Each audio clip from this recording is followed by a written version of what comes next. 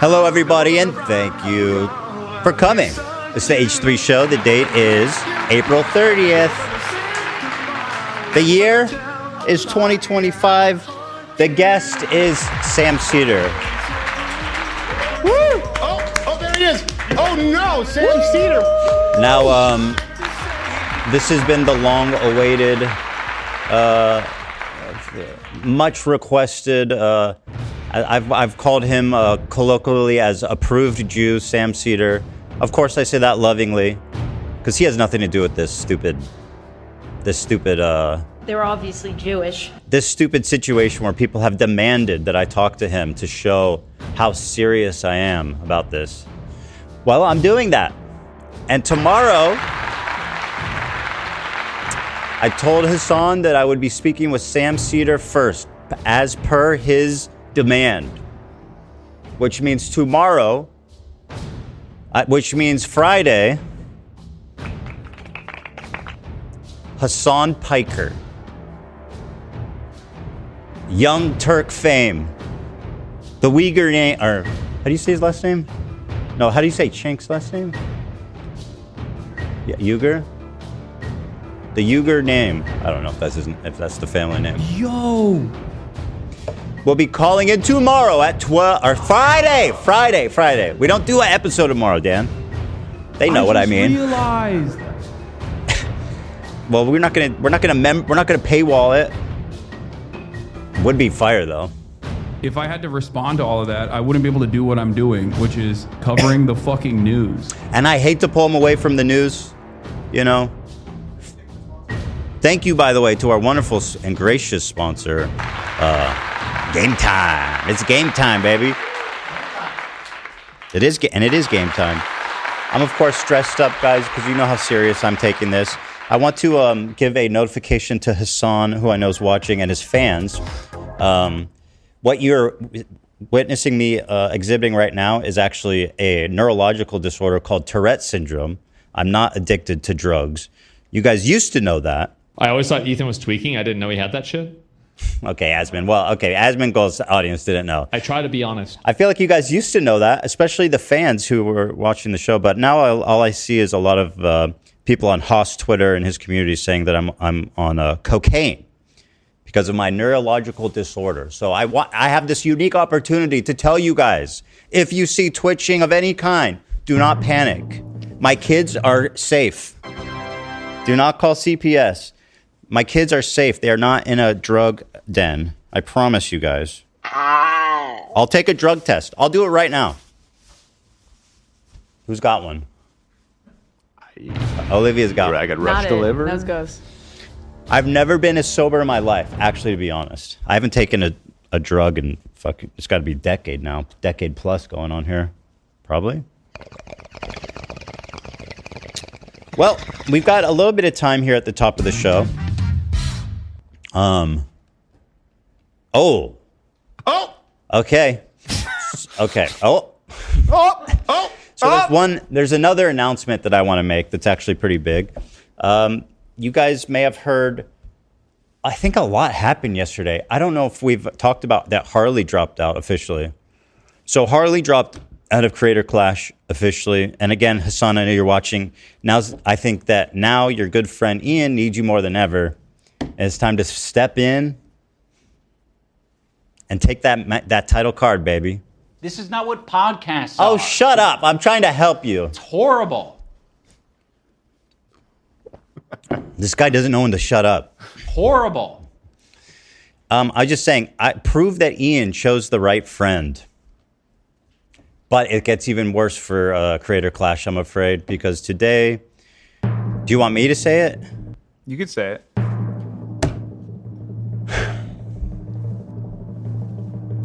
This was a tough situation for everybody. And it wasn't something that any of us took lightly, least of all, AB and Lena specifically. It is with great regret that we announced that Lena will not be participating in Creator Clash either. Yes. First off, I apologize to any of the fans who were going to see Lena It's been a lot, and Lena's just sort of been thrown in the middle. She was kind of put in a really shitty situation, and boxing is a very serious thing, and you need your full concentration. And it was getting to a point that she was just caught in the middle of stuff, and I was afraid, and she was distracted at practice, and there's a lot to it. And she wasn't dropped. It was sort of it wasn't fair to her opponent, Froggy, as well, because if Lena was to post and promote, she would get shit. And if she didn't post, she's still getting shit. And it's not fair to Froggy and her experience. So, yeah, after talking out with everyone, we figured it was best if she drops. Now, I want to make it clear. I personally think the way it played out is that she got booted. That's just my opinion, because basically when they dropped this content cop, they're like, oh my God, this affects Lena? How is that possible? What? They're like, what? You don't want to post and promote the fight now that we've declared like a holy war on your whole, on your boss's entire fucking like community? It's not just me. I mean, the community members were not fans of that video. Nor was I, by the way. And once again, to address the Hassan fans, don't do that Fortnite dance. Just take the lesson. Don't do that on camera. Mm-hmm. Yeah, it's like way too late for that. Hassan, you should never... you should have told them. He knew better. Well, that's why he wasn't in the rest of the shots. He did one shot and he's like, this is fucking cringe, dude. You knew that video sucked, Hassan. Just admit it. All you guys know it sucked. Just admit it. Stop obfuscating. Because the revolution will not be televised. All right. Yeah. It will be live streamed. Sorry. No, you're fine. After speaking like with the Creator Clash team and with Lena's opponent and everything, it was sort of like a situation where she could be in it and not promote, or Ethan offered to reimburse her. So yes, I'll be making sure that Lena's not out of pocket at all for this event. It's my I'm taking care of my people. I don't want you guys to have to fucking take a loss because of their incompetently run stupid ass event. Which is very kind of you, and also is shitty. We don't. We're not happy about taking money from you either. But yeah, don't worry about it. So here's what happened. They kind of thrust Lena into this horrible position, and they go, "Oh my God, what? What do you mean you're in a weird position?" And Lena reasonably is like, "I'm going to do the event," which I think was very brave of her to still continue through and say she's going to do it. And by the way, huge for them. They should be kissing her feet, because even though we're like at odds with Ian and the event, even to an extent, like we're probably still the only people on the internet talking about it. I still think I'm probably your biggest promoter. So the whole premise of like, oh, Lena needs to post to her social account, or otherwise this fight doesn't work, is stupid as fuck, because we talk about it on the show all the time. Like, they could have reasonably, and by the way, they're the ones that put her in that position, so they should have reasonably been like, that's fair. We apologize for the situation we put you in. That's fair. We understand. It's horrible. Maybe just mention it on the show a few times if you can, which, by the way, we're doing. And I think we would have... Tickets available now. Yeah, tickets available now, guys. By the way, Harley and Lena are out, but tickets are available now. Such a bummer. Lena literally worked so hard. She's so strong. We have to get her in a fight somehow on this show. I say we let her beat Ethan up. I would love that. The fuck did I do? Yeah, that we were throwing some ideas around because we want Lena to be able to exhibit her maximum strength. My hairline looks crazy today, doesn't it? I came extra crispy.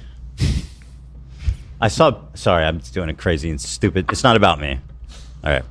I've never made fun of Ethan. I saw a picture of me when I was like 18 and I have the same hairline. They put them together side by side, same hairline. Hassan, if you're watching, I'm sorry, buddy. You only have so much time left. That I wouldn't be able to do what I'm doing, which is covering the fucking news. This isn't news, so I don't know why you're watching this, but okay, you do you, player. War. Anywho,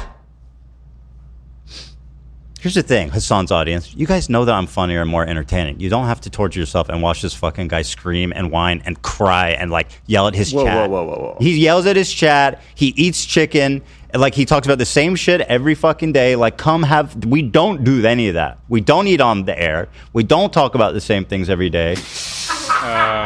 We don't eat on air? Girl. And we are purely dedicated to the laughs and the entertainment every episode. So you don't have to suffer, okay? We would why never, does it lie? ever eat while doing this show. I wouldn't. And no one on the crew. I prohibit food from the set. Yeah.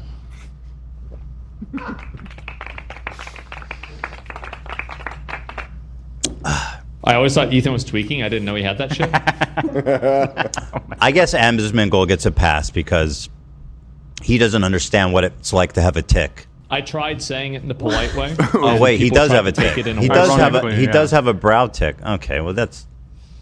I've never made fun of Ethan for that. I appreciate that. That's great for you. So anyway, about Anywho. Yeah, I just want to go ahead. I just wanted to end by saying I'm very proud of my wife for everything she's put into this. It's very scary. It was not easy seeing her be punched in the face. I literally would be so And scared to anyone do that. who's still going to try to use us and try to use her to make it seem like whatever the fuck they cook up, blame me. I'm the one that heavily pushed for her, I guess. At this blame point AB. That's to- I agree. Blame Yeah, him for blame me, whatever just blame whatever me. complaints Blame you've me for got. send it everything. to- Just all of our fucking blame me for philosophy, yeah. everything. We like to just blame AB here. Yeah. So what happened was they put Lena in this horrible position, and they're like, "No, you have to promote." And you guys made like a very reasonable request, being like, "I don't want to promote because if we do, our fans are going to be like, why are you doing this after what happened, right? So why should you have to piss off our fan base because of something they did?" Obviously, a lot of people are understanding, but again, it's just weird. It's just a weird, awkward thing, right? Mm-hmm. Yeah, it was the Creator Clash team I was talking to. Basically, they were saying about her promoting, and I followed up with Ian, and he was not saying that to me. He was saying it was more about Froggy. Yeah, he's a liar. He's a liar. You think that he's like Mr. Creator Clash and he doesn't know exactly what they're telling you on the phone and exactly what they're saying to Lena's opponent? It's him, and it's Anissa. He's lying. But even worse, he does a Fortnite L dance to fucking own his That's way worse. enemies in 2025. I know it, man. He did that. You guys saw that. Hassan's fans, I know you saw that. None of you laughed. Please tell me that. I know. Don't tempt me. Don't do it. No, don't do it. I'll dab on him. Don't do it.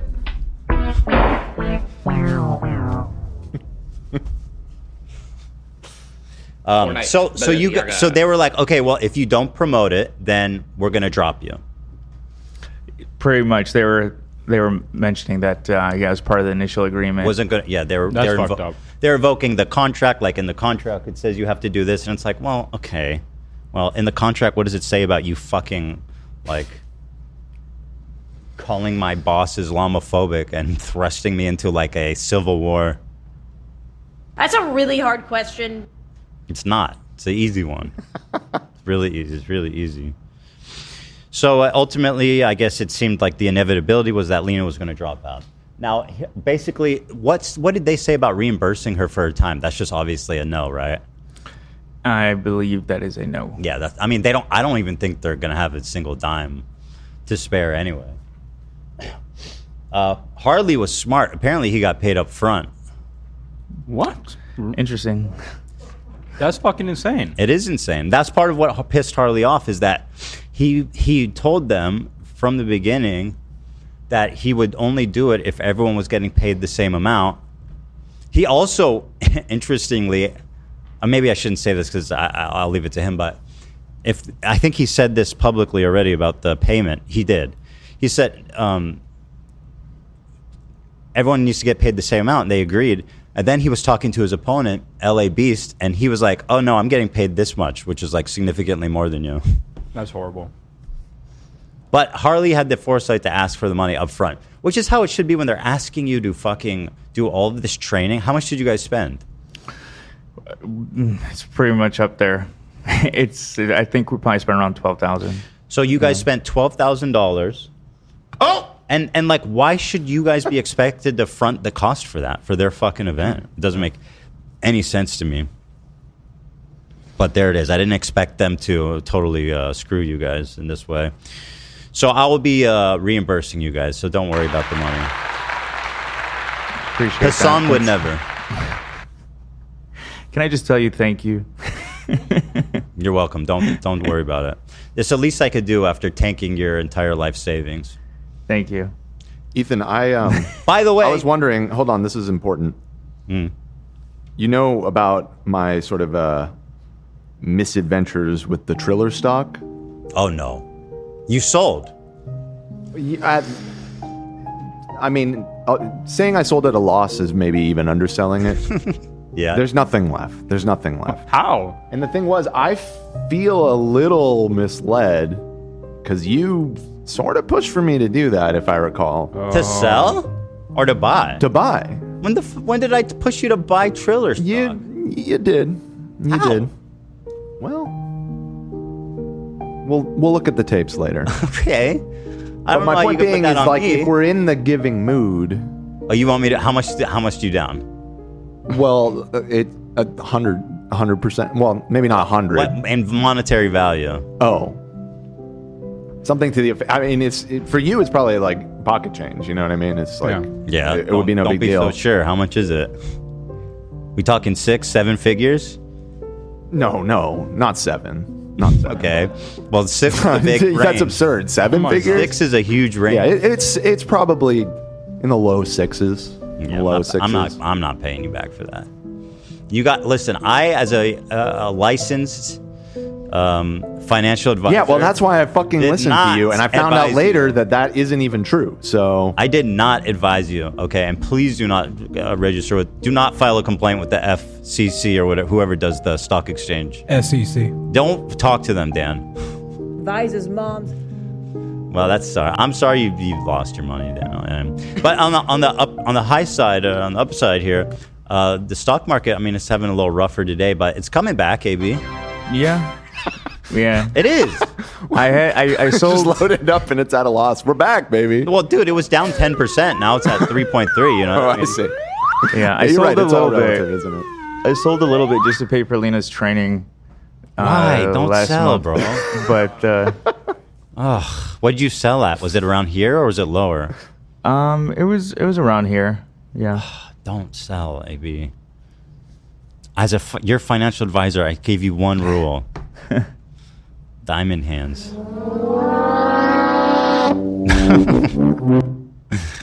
That's the Twin Peaks Price is Right sound effect, everybody. So there it is. That's the big announcement. There's 2 big announcements, actually. 3 might even, some people say, if you include Sam Seder being here today. So. Oh!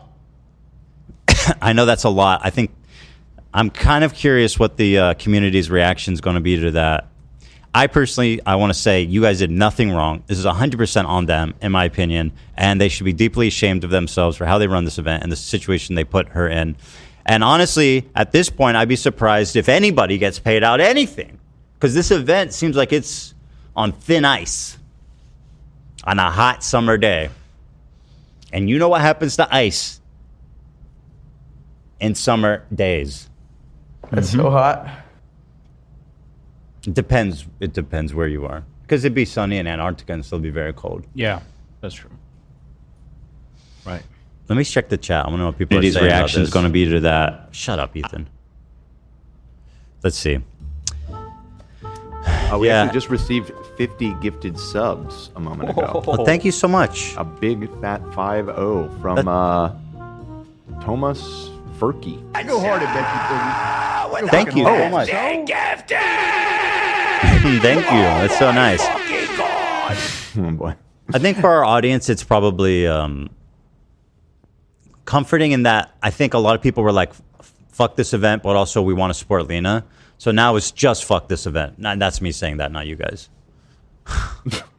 Also, before the show even started, I just remembered there was also an individual named Char Char who also gifted 50. So there's been 250 gifted membership packages sent. That's so nice. Thank and you. Char Char also sent 50 pounds, British sterling.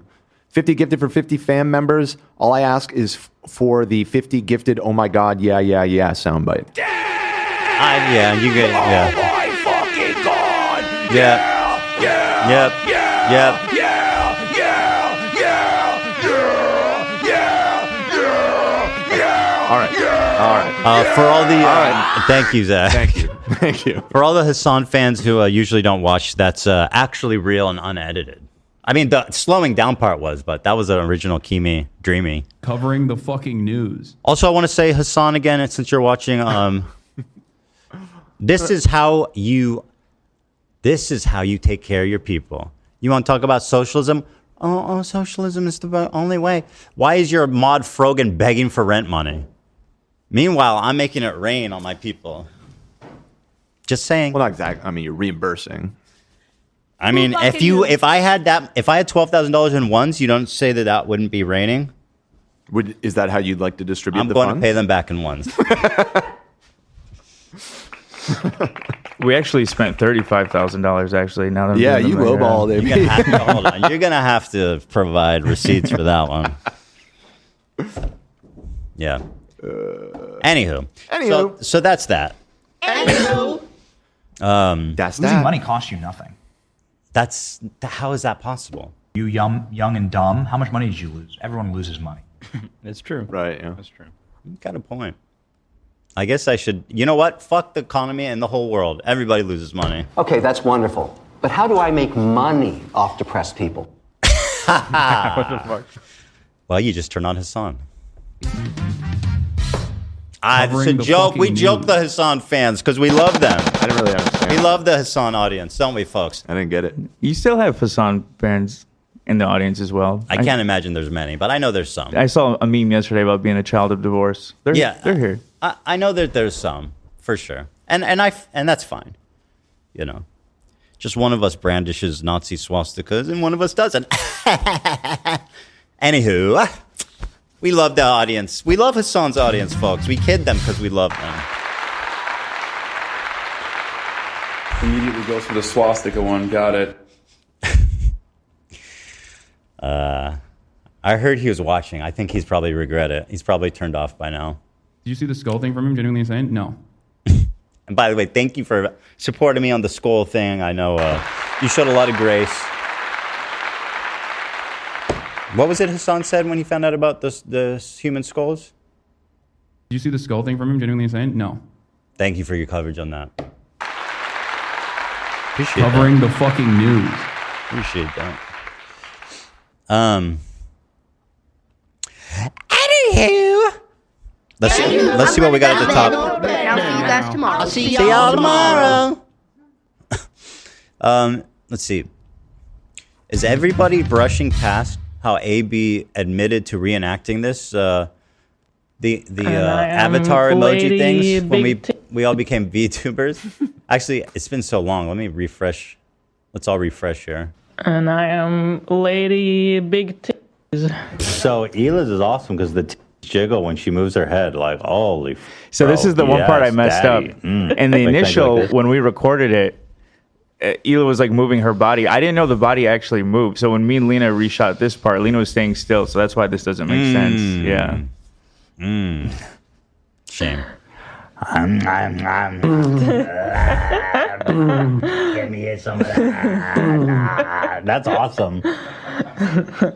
I might be a burger, but I'm still hungry. Wait, hold on. It's funny that I need to move my head. You said it all right. How'd you do that? How'd you voice it all? I had to get them. You just say it after it happened? I would, yeah. So I would say it a second later, and then I moved all the audio over. Do you just repeat what the show I was was saying? repeating. Yeah, we were repeating what you guys were saying. How long was the segment? My God, man. It was pretty. It was substantial. Like 20 minutes or something. 20 minutes. Yeah. Okay. I love this hamburger emoji avatar, by the way. See, So try to make expressive. them jiggle as much as possible. Hold on. I think that hamburger's on cocaine. Could be. How to do the hamburger? His with your eyebrows, dick in your man. balls. I think try to do like a big circle motion. Oh yeah, let those titties bounce by. God damn, mama. It's a shame you guys can't see it. Anywho, that was AB apparently, and Lena. Some people are saying it didn't match the audio. I'm telling you guys, back then nobody noticed. There was no comments. Yeah, no, I don't think anybody noticed. How could you? It was masterfully done by a true artist. Mr. Beast's latest video, he has a veteran who's in a roadside bomb do a minefield challenge. No shot. Yeah, I was just watching Mr. Beast this morning, and I stumbled upon this. Kind of crazy. Are people talking about this? No. No. It's just This is fresh. this is from like 2 days ago. And nobody's pointed this out? Nope. Well, I can't say that. Nobody's pointed it out. Dude, his but- thumbnails need to chill. The whole Mr. Beast thing happening is getting out of control. Every fucking channel on YouTube looks like this. I am currently on an island infested with snakes. Hold on, let me go to his channel here. Hey, Mr. Beast. Quick, everybody, go to Mr. Beast's channel. He's giving away money. I chained this massive rock. God, bro, you gotta chill on this thumbnail. He's being dragged to the bottom of the ocean and drowned by a noose. And then the one before is like, look at this poor African child. His bowl is empty. That's crazy. Well, you got to watch. Not the even a video. single crumb in that bowl, man. Because that's the incentive. You got to watch this video to feed them. In the heart of an angel, I will find you. If you want to adopt this starving African child, Is that a real child? 1-800. Probably not. It looks AI. But I mean, ultimately. By the way, I'm kidding because he does do a lot of good. You know, at the end of the day, he does, which is good. Good is good. All right. So would you risk drowning for $500,000? Let's take a look. There was like it's one of those videos where he had a bunch of challenges, but this just popped out to. I wonder if we're gonna get love in claimed particular for Beastoid clips. Let's see. I don't think so. No, not in the past. Okay, we've done it. before. Blindfold. Welcome to the minefield of death. Oh my God, Jimmy! Buried beneath this minefield are 20 gargantuan bombs, completely hidden out of sight. Come on, Jimmy. Your job is That seems dangerous. to drive your money across the minefield, but be careful which path you take, because if you accidentally trigger a mine, all your money inside of that car will burn to ashes. Roger But that. then, how are you supposed to know which? Is it just random? It's just random. I don't like these ones when it's random. No, it's not random. It's not fully random because he has 5 cars. It's 5 chances. Oh, he can do it 5 times. Yeah. Okay, that's so he cool. puts all the money in the last one. I like that. I like that. I like that. But lucky for you, you have 5 chances to save your money. You could put it all in one car. You could spread them amongst the 5 cars. It's all up to you. So this is car number 1. How much money do you want to put in it? None. Obviously, right? Yeah. Predictable. I don't How know why about car you would number put- 2? Why would you put in anyone but the 25K. last? You're gonna put 25 grand? No. You can put it all in the last one and just pray you don't hit a mine. 25K in this vehicle. Yes, we'll go let's for it. go. Why? And let's put everything else in the Don't last. Why? There's no strategic advantage to that. No. 25 in this. Jimmy even explains it to him, and he's like, "Nah, I'm doing it." That's awesome. Why did you do that, man? Yeah. There's no benefit. No, I should say he was already introduced. This contestant in this video is a veteran. Where is that explained in the? I think at the beginning, me but go back. It's spread out It'll come. throughout. It'll come back up in Okay, this okay. segment. Sane person would not have chosen to spread their money outside of the last car. But as I'm sure you've already picked up on, Byron's not exactly what I'd call normal. So This one guy's a of the, fucking idiot. great This guy's benefits dumber to than this average. challenge is that most of my experiences with roadside bombings, I'm not sitting in this vehicle this time. Wait, so you were in a car that drove over a real mine? Yep, the terrorists buried a roadside bombing too deep, and when it went off, it just created a big bump in the road. I didn't know that. Please tell me this doesn't give you PTSD. No, I mean, not really. Lovely. Not really. All right, anyways, to the bunker. Well, okay. Well, I Anyways. guess to be fair, Jimmy did not know. Well, Yeah, no, but You think he should have known? He should have. It's funny. How do though. you pre-screen for that? For being a veteran? For being like a bomb being running over an IED. It's just the fact that he's a soldier and then put him on a minefield. Yeah, is kind of that's pretty gnarly. tasteless. That's pretty tasteless. It's Like not normally, I would if it was a random contestant. Yeah, well, you probably wouldn't think to ask that, but specifically when you have a veteran soldier as your contestant. Yeah, they knew it was him. This was the guy. Right. Please don't tell me you have I hope this PTSD. isn't traumatic for you. I lost a couple of good men that day. It's all right. I remember their blood-curdling screams as the flames took them. I'll be fine. Only a little bit PTSD. No worries. And now, the remote control. Oh. It is rigged up to Yeah, car so- number 1. which is pretty cool. That I is gotta kinda say. sick. I thought you'd be driving them. Okay, wait. I kind of want. Okay, now I'm just watching Mr. Beast. We don't have to. Yeah, it I was wanna really just play. that. Hold on. I just want to see how this remote works. All right, go for it. Obviously, you hit a mine, the car will blow up. Okay, guys, here we go. He's moving. This first car has That's no sick. money in it. It's technically risk-free. But the more of the map you uncover in this car, the better your odds are of saving your money in the next car. You can Why take is your the money right in that path, car, you can man? take the Why? left path. I'm gonna go left. I'm terrified. There could be an explosion at any point. Oh no. Jimmy have sensitive ears. Okay, so. Okay. It is not left. One car down, 4 more to go. But this time, $25,000. All right. Enough. Enough. So there's Mr. Beast. Hey, listen. The guy knows how to.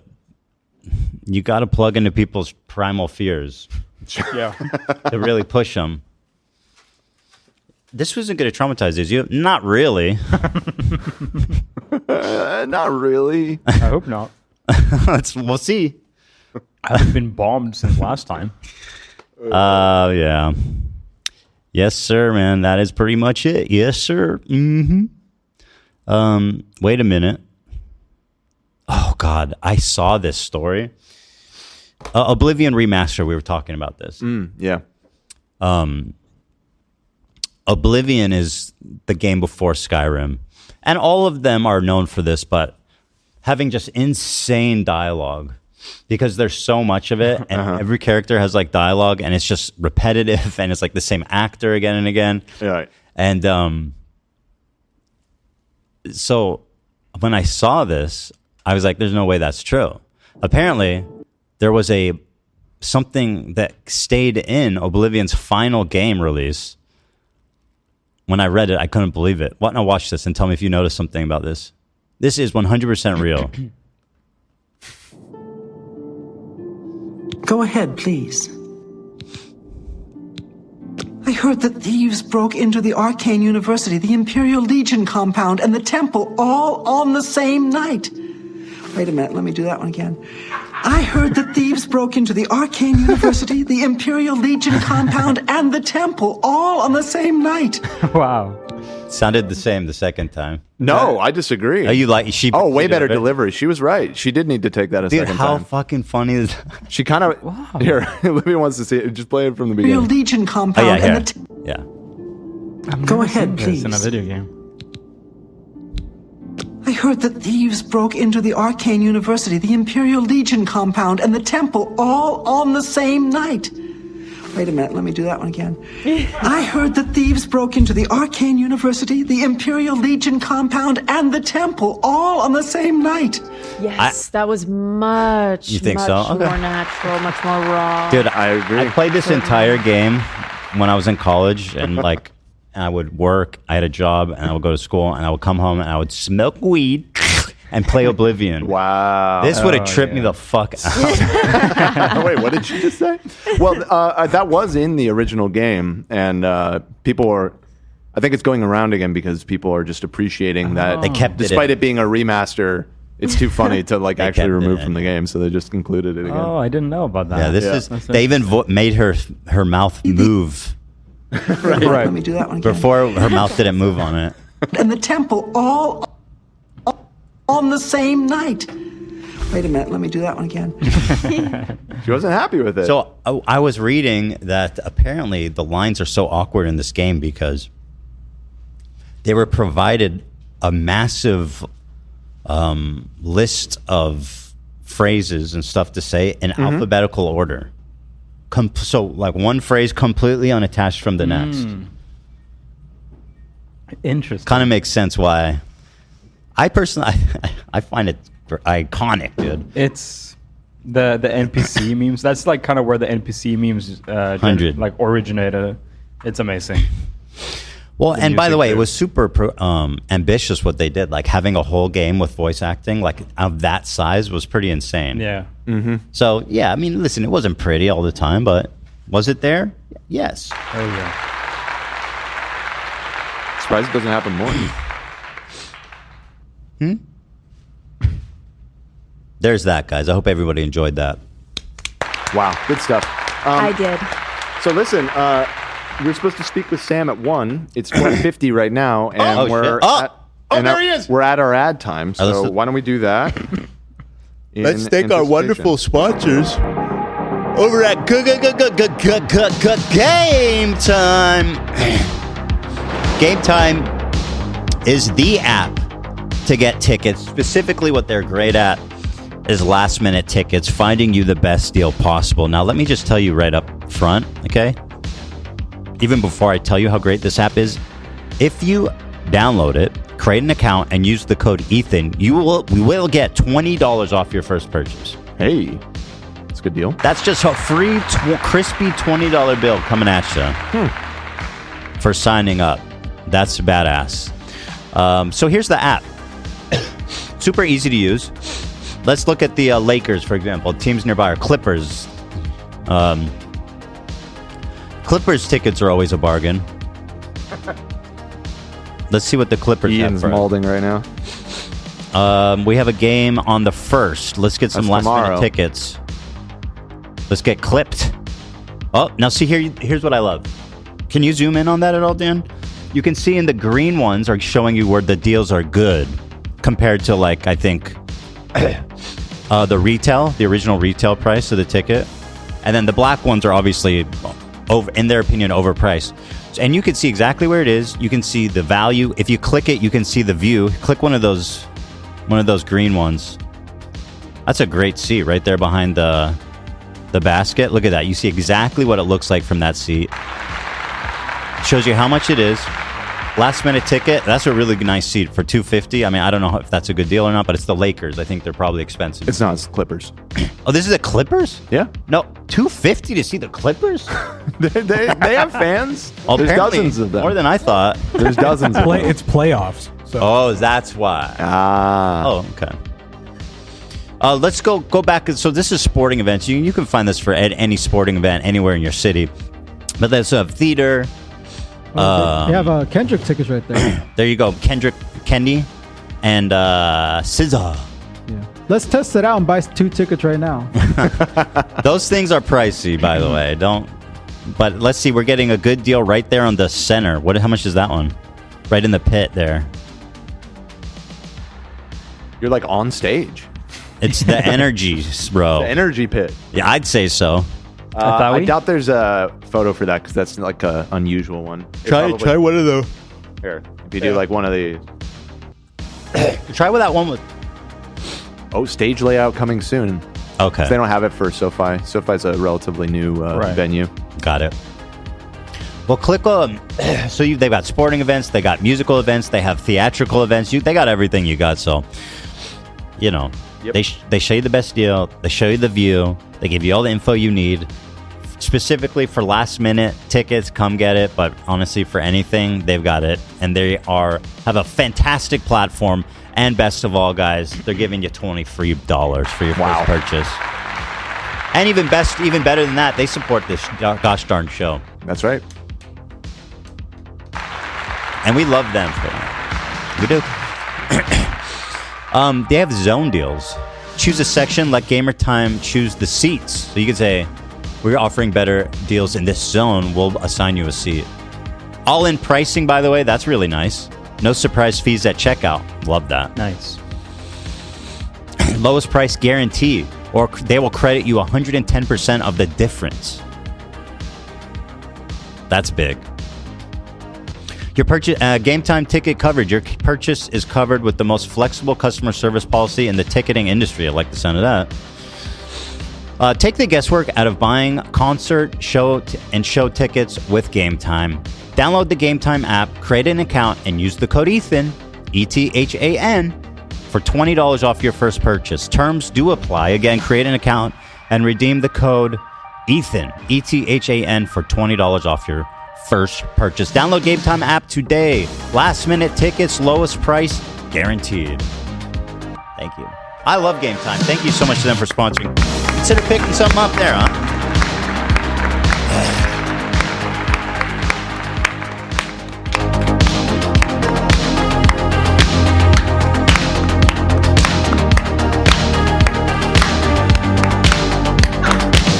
Okay. Love the enthusiasm in the office for Game Time. We're in a band. We're all in detention together. Now, as an icebreaker idea for Sam, do you think he wants to hear about my watch? No. Are you sure? I think actually that's a poor positive. choice for an icebreaker. Positive. Why? This watch is sick. It's icy, I know. So What do you think, Zach? You'd think it'd be good, but I think maybe connect on something a little more grounded. Bro, this is a straight up. Right. What are you wearing today? Right. This is the 4946 R, I believe. Is he into watches at all? No. Probably not. You know. I should force him to listen. I should do an hour of just watch talking to him. I mean, does he know about my rose gold Patek? how about this? Why don't you and I will talk for an hour off the show, and then you already know. Yeah, I know, but always more to talk It's a about. good idea. I'm just okay. All right. I guess not. I guess I won't do the watch talk thing. I see you sent him a link, so we're just basically standing back and standing by. Yeah. We got 5 minutes to 1, so if there's some more short goofs you want to... There was a very big donation. It's in the Discord. Oh, let's take a look. A $300 donation. Oh my goodness! Thank you. Donating $300 to my favorite pod and show. Lunch and boba on me. Love you all. Big hugs to AB and Lena. Oh, thank you. Wow, LG. That's a huge Thank you, LG. bumper. Wow. Wow. Thank you guys so much. What a generous donation. Appreciate that. Cool. Yeah. That's freaking cool, man. And actually, you know what? What I'm glad about the Lena dropping out thing is I don't have to talk about this fucking event anymore. Oh, I'm sure you won't. I will never mention it again. Yeah, right. Okay. Horrible. The worst thing I can do for the event is stop talking about it. I feel like because ain't Right. nobody. Well, that is, I guess. Nobody. There's a knows sense in about that. it. Nobody knows. You know. Anywho. Anywho. Bara plays 100 dono. Thank you so much. So generous. Thank you. This was. I'm saving this. One sec here. Yeah. Oh God. Okay, fine. I'll talk about Creator Clash Oh again. my God. So we were debating. Fine. I'll do it. Okay. I didn't want to, but I'll do it. So apparently, Ian reached out to Tectone, which everybody was like, "That's very weird," considering their moralistic stand to have to make a content cop on me. But then people were like, "I don't know. It sounds like a troll because it's too insane." But now, apparently, it's come out that he reached out to Ice Poseidon to box. Now, does this, Dan, you were one of the skeptics. Does this change your thinking on it? I mean, I have never been an Ice Poseidon watcher, so I don't know. He is kind of known as a troll too, right? Is it possible that he's also trolling? No. What? Okay. Oh, come on. Everybody's trolling? I don't know.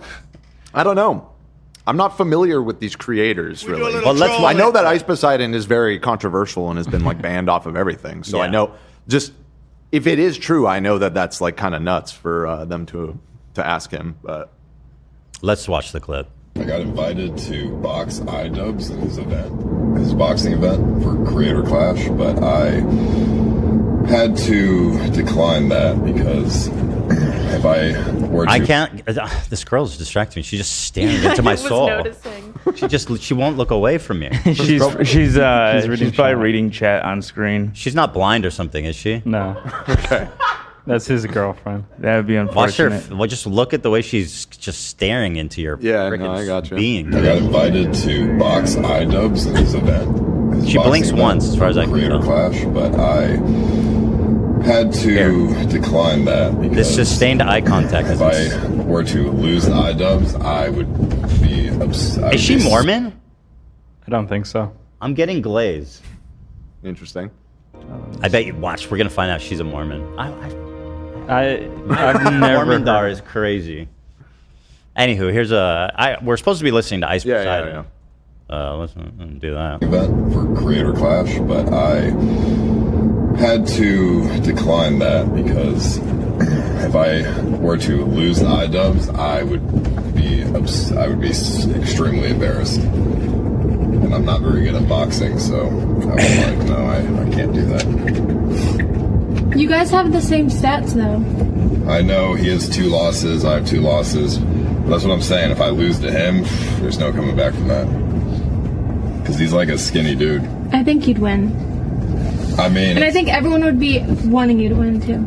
yeah, but I have no training at all. He has 2 fights with no training. What was he fighting for? Homeless fights? What was that shit used to call bum fights? Yeah.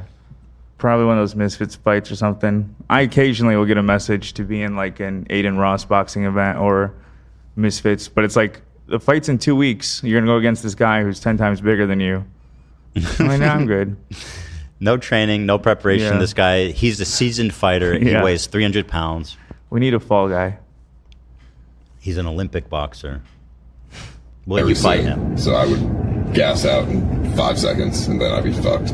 It does not sound like he's He's- trolling. I mean, he's getting pretty detailed about like why he said no. Yeah, it definitely does seem real, but he could be joking. Who the fuck? Oh, I can't believe you guys. I'm How can hedging. it be that they're both trolling? I don't think they're both trolling. All right, and who cares about Ice Poseidon? Sam is here. Let's talk to him. All right, give me a moment. I will set up the Zoom call here. We have Crowder ready. Stand by.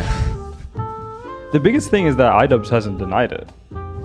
You know what I mean? I feel like it'd be an easy thing to just deny. I feel like it's real for sure. Yeah. Okay, everybody, welcome to the show, Mr. Sam Do I Seder. sound okay? Oh my God, it's Sam Cedar. What a there it is. nightmare. Oh no, Sam Cedar! What a fucking nightmare!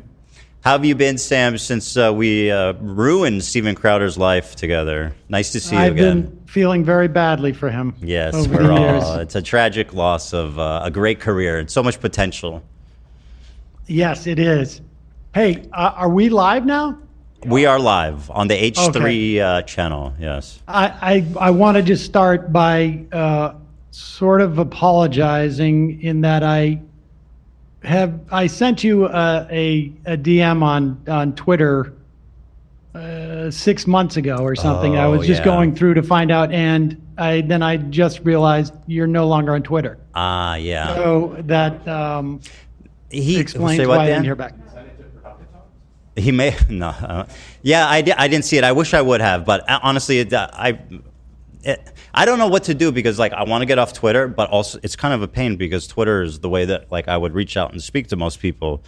But I also don't want to be on a platform that's like owned and perpetuates basically like Nazi shit. So Yeah, this was yes, I understand that. Yeah, but I just wanted you to know I did reach out, and it was on me not to realize that. I just assumed that you didn't want to respond, but okay, well, me. that's nice to know that you reached out. I appreciate that. And the reason, I mean, obviously, people have been pushing for this conversation. I don't know if you know like the whole lore of it, the background of it. I don't. I mean, this is all I know is that Hassan reached out to me sometime. I mean, I got in touch with you October 24th. And I said that I was meaning to reach out for a couple of weeks, so I assume it was sometime in early October. And my thought we were just going to do this off air, but my understanding is that you and he were getting into it, and you felt like because he wasn't Jewish, he didn't have a perspective on this, and that's why he suggested that you speak to me. I don't speak for all Jews, just to be clear. Right. I speak for only myself as a in any form. Well, whatsoever. Sam, allow me to speak for all Jews, if I may, today. Please. No, but actually, I mean, that's a total mischaracterization, which is kind of my problem with Hassan, which we can get into if you want. We don't even have to talk about Hassan. But No. basically, what I told him was that I was citing polling data that shows that about 70 to 80% of diaspora Jews have some kind of positive feelings towards the state of Israel. And he was disagreeing with me. And I mean, this is available by polls, readily available by Pew Research just last month, showing that. And I have, I don't know if you agree with that or not. I can pull it up, but 72% of diaspora Jews have some type of at least positive feelings about the state of Israel. I was stating that fact to him, and he was saying that I was wrong. And I said, "Who are you to talk about this?" I did not say that I only listen to Jewish people, which is a little bit of presumptuous and a little insane. No, I don't think that's not what I took him to say. But yeah, I mean, Hassan is that's irrelevant to me. Yeah. I mean, I think that I haven't seen that poll. I've seen ones that have said that they have a connection. They feel a connection, either strong or somewhat. Yeah. Which is different than positive per se. So but regardless, I mean, I think if I don't know your upbringing at all, but I mean, certainly my upbringing, my Hebrew education was, I would say, 1/3 Holocaust, and I'm older, and so this was in the 70s, 1/3 into the 80s, 1/3 Holocaust, 1/3 Israel, 1/3 Hebrew, Hebrew and Jewish culture, and I certainly feel a strong connection to Israel, but I wouldn't call it positive these days. Sure. I think what the poll attempts to is basically, if you ask Hassan or a lot of people on the left, I think an emotional attachment is the way to describe this. So it's like if you think I certainly have an emotional attachment, and it's not, but it's not. I wouldn't describe it as positive. This isn't the one, is it, Dan? There's the one that shows 73% of diaspora Jews. Anyway, it doesn't really matter. Regardless, basically, I want to flesh out my ideas, my thoughts, because I'm being characterized by Hassan and a lot of his cohorts as being, a Zionist, being pro-Israel, being a Israel apologist, being a genocide supporter, being a baby killer, being married to a baby killer, et cetera, right? My wife is Israeli. I don't know if you know that. So basically, I would like to just take the opportunity to explain my ideas, what I think about Israel, and you can tell me what you think, because apparently I will only listen to other Jewish people. So finally, I can speak to someone whose opinion matters to me. So thank you, as the official sanctioned Jewish man, Sam Seder, everybody. 100% Ashkenazi. You ever taken one of those? I haven't, but I'm quite sure I have some Sephardic Jewish ancestry too. So I would mix. That's good. Vilnius and Hungary, I think. Good for you. I think that's always a good thing. My friend, I'm 99.3%. So that's my. All right, that's where my authority comes from. I'll take your word for it.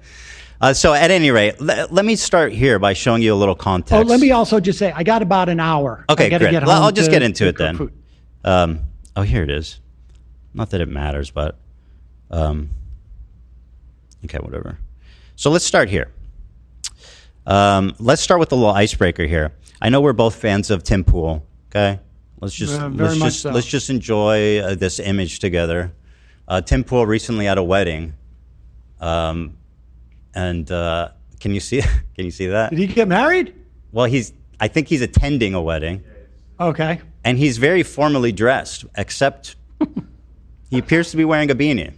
Classy. I would. I'm aware of his beanie attachment. Yeah. So I don't know. I thought this was a fine look for our good friend Tim Pool there. Very good. Nice suit. Yeah. So well, let me ask you this: what have you kind of like heard about me? Because I mean, I know that your colleagues have an I got to be opinion. honest with you. I have not heard much. I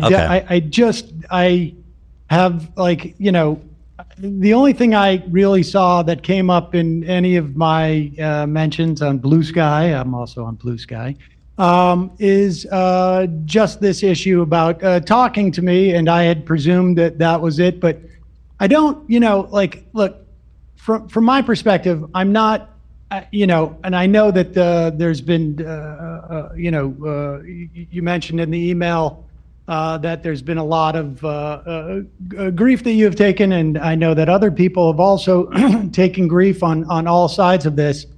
And you know, the personal aspects of this, and you know, I don't believe that people. I don't actively attempt to deplatform people. I don't think people should do that. I don't think people should be swatted or tried to be fired or whatever, or you know, have CPS sicked on them or any of that. I mean, I just don't think that's appropriate. I mean, I'm more interested in talking about my relationship to Zionism and my perspective on what Israel is doing, and you know, what is happening in Gaza. And I totally agree. Let's just talk about the facts. Let me start by showing you this clip. So I've been actually talking about my feelings on the Israel-Gaza Palestinian dispute situation for a long time. I lived in Israel for 5 years as well when I was with my wife early on. Here's my position right after October 7th. And you can tell me if you have any... if you have any comments on any of my positions here. But this was from our episode a few days after October 7th. Yeah. Liars and bad faith weirdos. So here's what I'll say about Israel, okay? Listen, this isn't the first time I've said it, and I'll say it many more times. The cabinet is run by genocidal maniacs, okay? They're led by Netanyahu, who should resign in disgrace and go to prison for being a war criminal, okay?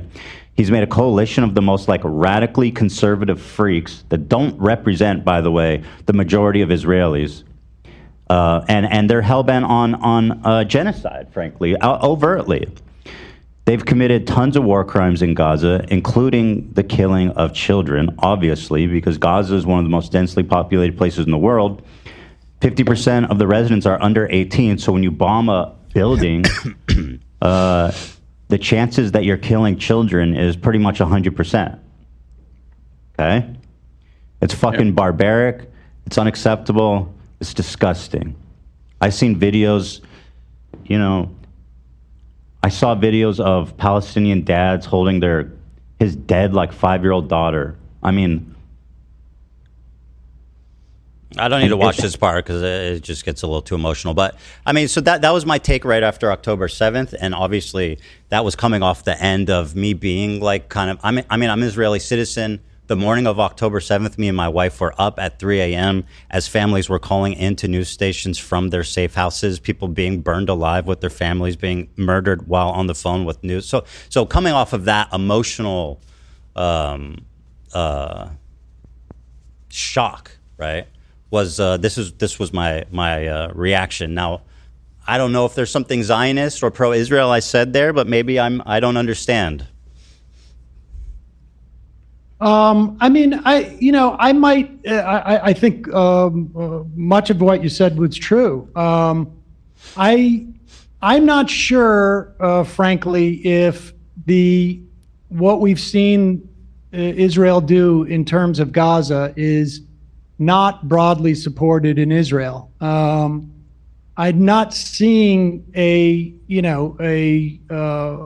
body politic. I mean, I was doing a lot of interviews with Israeli reporters earlier in 2023 about the protests against what Netanyahu was doing with the judiciary.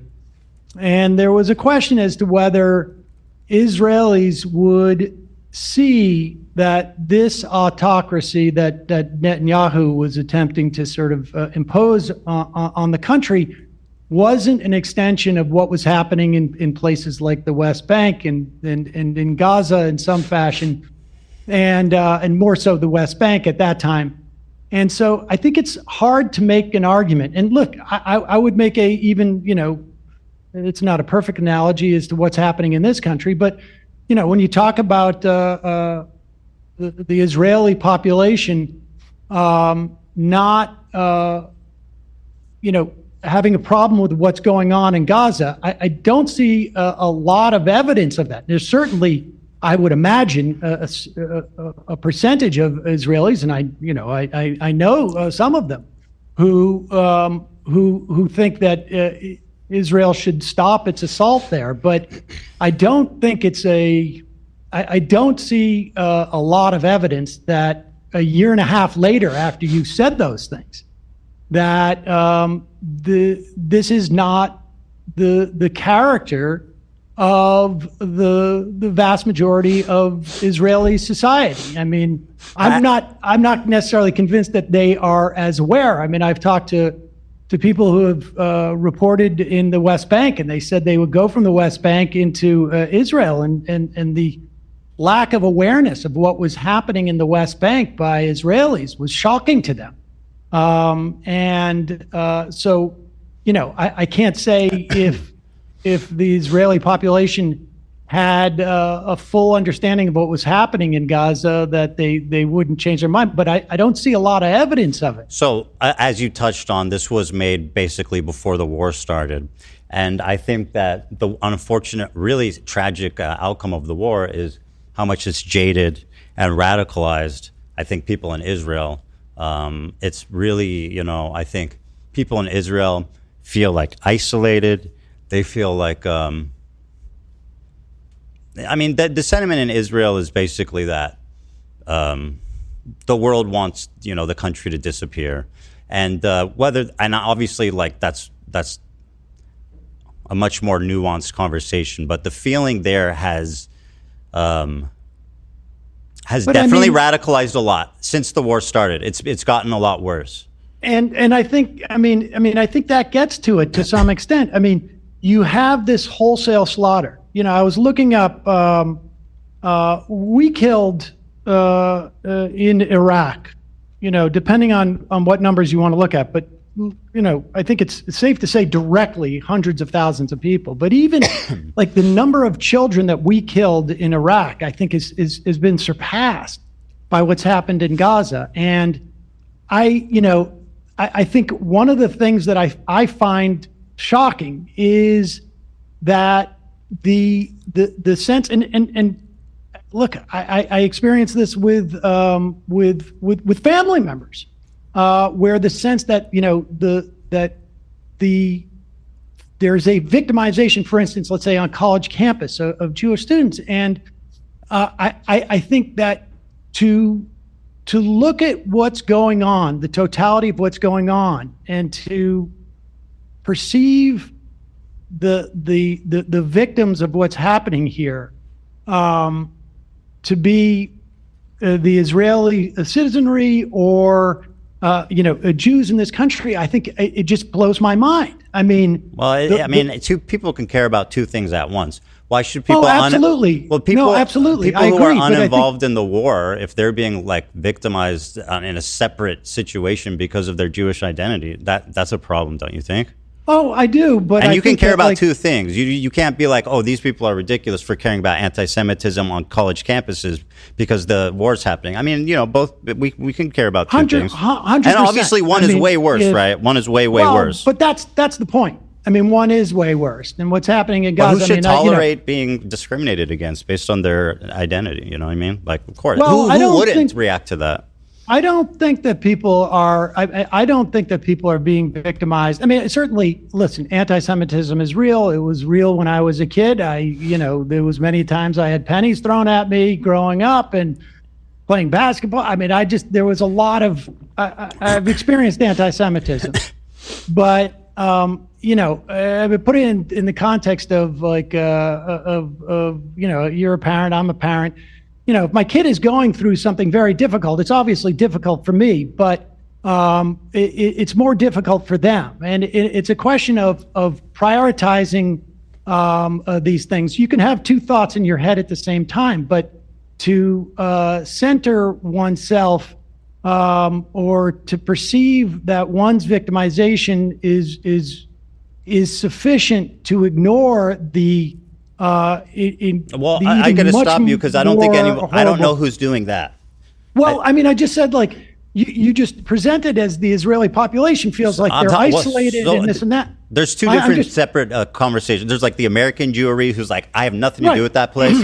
And then the Israelis, right? So like when you're talking about in terms of the way that you characterize the Israeli feeling, was that they feel isolated, et cetera, and I can understand that, but to not have the first thought of like we are committing, like you say, genocidal acts, and if people want to call it genocide, I don't. Obviously, it's got to be. It's a legal term, but I think that it's colloquially speaking, at the very least, it is a genocide, and to not recognize that as the fundamental issue, the first issue, I think is blinkered. I don't know how else to say it. It's a little gobsmacking to me. Well, so I do agree with you that obviously in Israel, people, I think the problem, and just to say on a higher level, I agree with you. Like obviously the people in Israel compared to like what's on October 7th, they were victims. After everything that's happened, obviously whatever they've suffered pales in comparison to the mass destruction and like wanton death of civilians in Gaza and what's happening in the West Bank too. Lots of awful stuff. That being said, I think the problem with Israel, just to try to explain what's happening there, because I do agree with you, is just like the media apparatus and the feeling that they have there. It's like there's not a lot of space emotionally and like even the information that they're consuming, I think that would allow them to have that kind of like self-realization. And like you said, a lot of Israelis don't know what's happening there are some. There are some. Yeah, of course, Haaretz, there's some. What was it in the fall? You had the publisher of Haaretz, speaking out about what was going on there. And the paper was essentially, a cutout, or there was an attempt by the government to basically shut them down on to some extent. So what's your explanation why Israelis don't care? It's not that they're evil, right? Well, I think, look, there's, I'm sure that there is a mass, sort of like a failure to deal with trauma. But I think some of it is, frankly, is a racism. I think, how can you explain, how can I explain how I just watched a clip of people at a Trump rally chanting USA, USA, to watching a video of people being, taken into that prison in El Salvador and having their heads shaved. I don't know how I can explain that. So I don't know how I could explain how the Israelis are able to the extent that they can see what's going on in Gaza, have that reaction. But I know that it's wrong. And I think, some of it undoubtedly is a racism. Some of it is, maybe some type of mass failure to deal with trauma. I don't know all those things. I think, part of it, I think there's some of the makeup of, immigrants to Israel over the past several decades. I'm sure all of that enters into it. And I'm not in a position to sort of like be able to psychoanalyze it beyond this sort of, vague notions. Sure. But yeah, and I from agree. my perspective, it's gobsmacking. And To me, it has shown, and I never identified myself as a Zionist as a kid or through the years, and I never identified myself as an anti-Zionist. I don't think I think those it wasn't really until someone heard me articulate my perspective on this that they referred to me as anti-Zionist, and I don't really care one way or another how I'm labeled, but to me it shows a failure of that system of government that Israel has, and it has failed both from a perspective of what I think some people had as a notion of Zionism in the 19th century. It has been a failure in terms of keeping Jews safe, frankly. It seems to have been a massive failure. And so I can't operate as someone who lives in Israel, but I can operate as someone who is an American in terms of like what we support, which is why I think we should end all aid. And as a Jew who sees my religion being used as what I perceive as a fig leaf for what Israelis or, Zionists are doing. And so, that's where I'm coming from with this, that I don't know if there is a psychological state that can justify this. In fact, I don't think there is. And so, it's just an attempt to understand, not justify. Because it is what it is, right? Like it is the way that it is, and so that's for a reason. And it's just trying to explain it. That's all. I agree with everything you're saying. But actually, one thing I want to pivot to and ask you about. Do you think that we should cut all aid to Israel? I think that'd be justifiable. Yeah. And we're talking about like military aid and stuff. Yeah, for sure. Israel can make their own bombs and shit. Every if they need, like, they don't need American military. Yeah, I agree with you on that. I think they do need it to do what they're doing, without a doubt. And what I mean is they're not entitled to it. To say more accurately. Yeah. So yeah, I think military aid should be cut for sure until. As a Jew, and obviously you have a different connection to Israel than I do, as through your family and whatnot, and through having lived there. But as a Jew, I take such offense to what is being done ostensibly to protect me and my family and my ancestors and my progeny and all of it. I think it's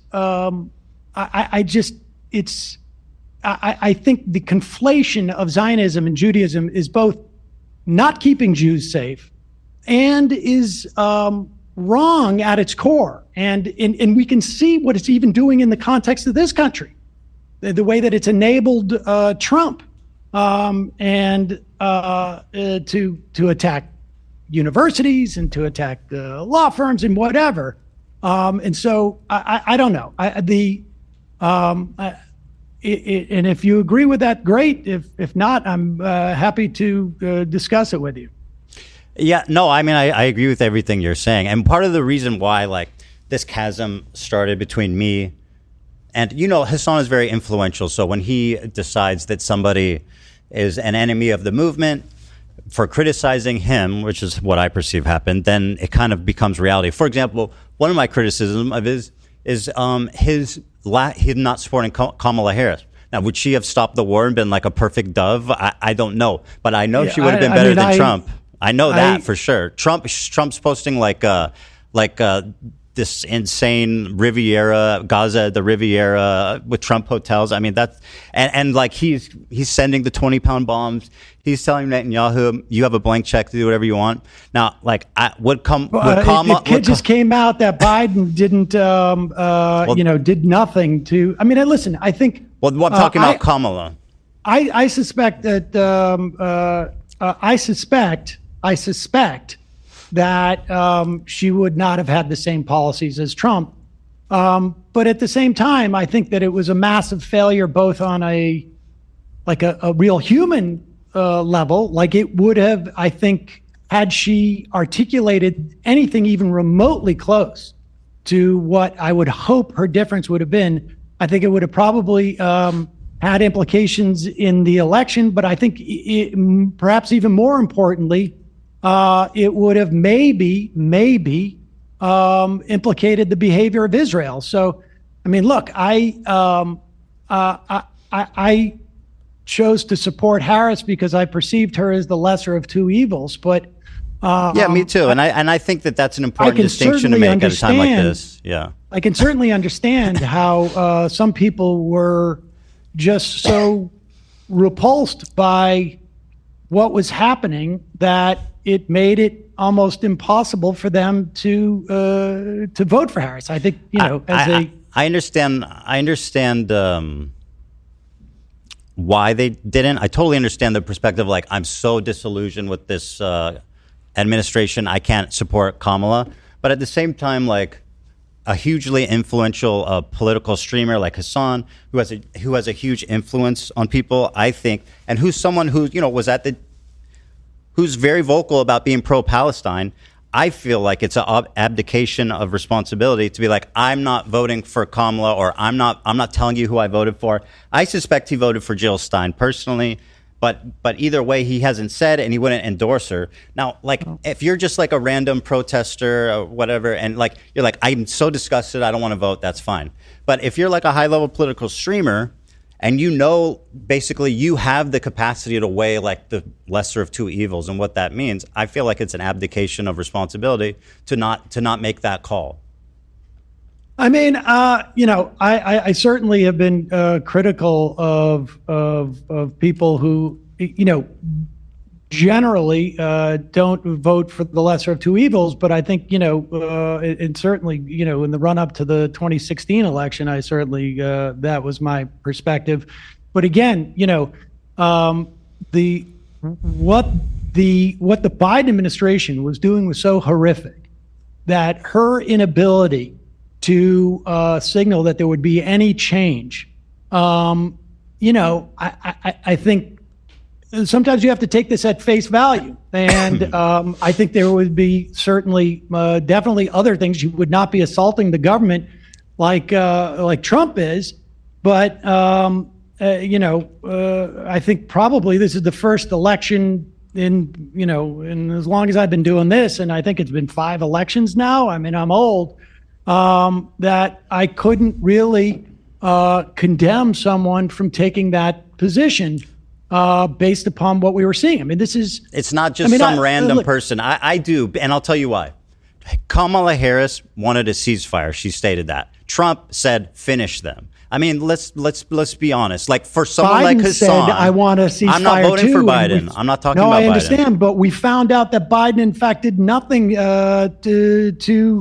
to bring that about. So, well, like, you know, you can talk about Biden. I'm talking about Kamala Harris. What she said. I mean, well, she's the vice president. I mean, at the end of the day, she doesn't really do that much, right? No. But I'm talking about the candidate. Biden, as a president, said he wanted a ceasefire. She, as a candidate, said, I want a ceasefire. Well, do you not? Even if you're like, I don't know how much I trust them. One's like, I want a ceasefire, and the other one is like, finish them. Well, listen, I think it was certainly obvious to me that Trump was going to be worse.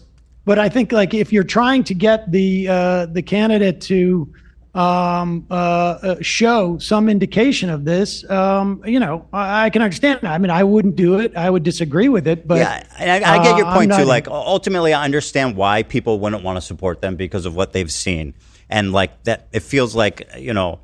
It feels like it also shows a tremendous amount of just like electoral malfeasance on her part. I mean, they made an active choice, and I think, you know, you could have put that Palestinian lawmaker from Georgia on stage. They made an active choice to signal to whomever they were signaling that they weren't going to do anything. Now, I happen to believe that she would have been better on this than Trump.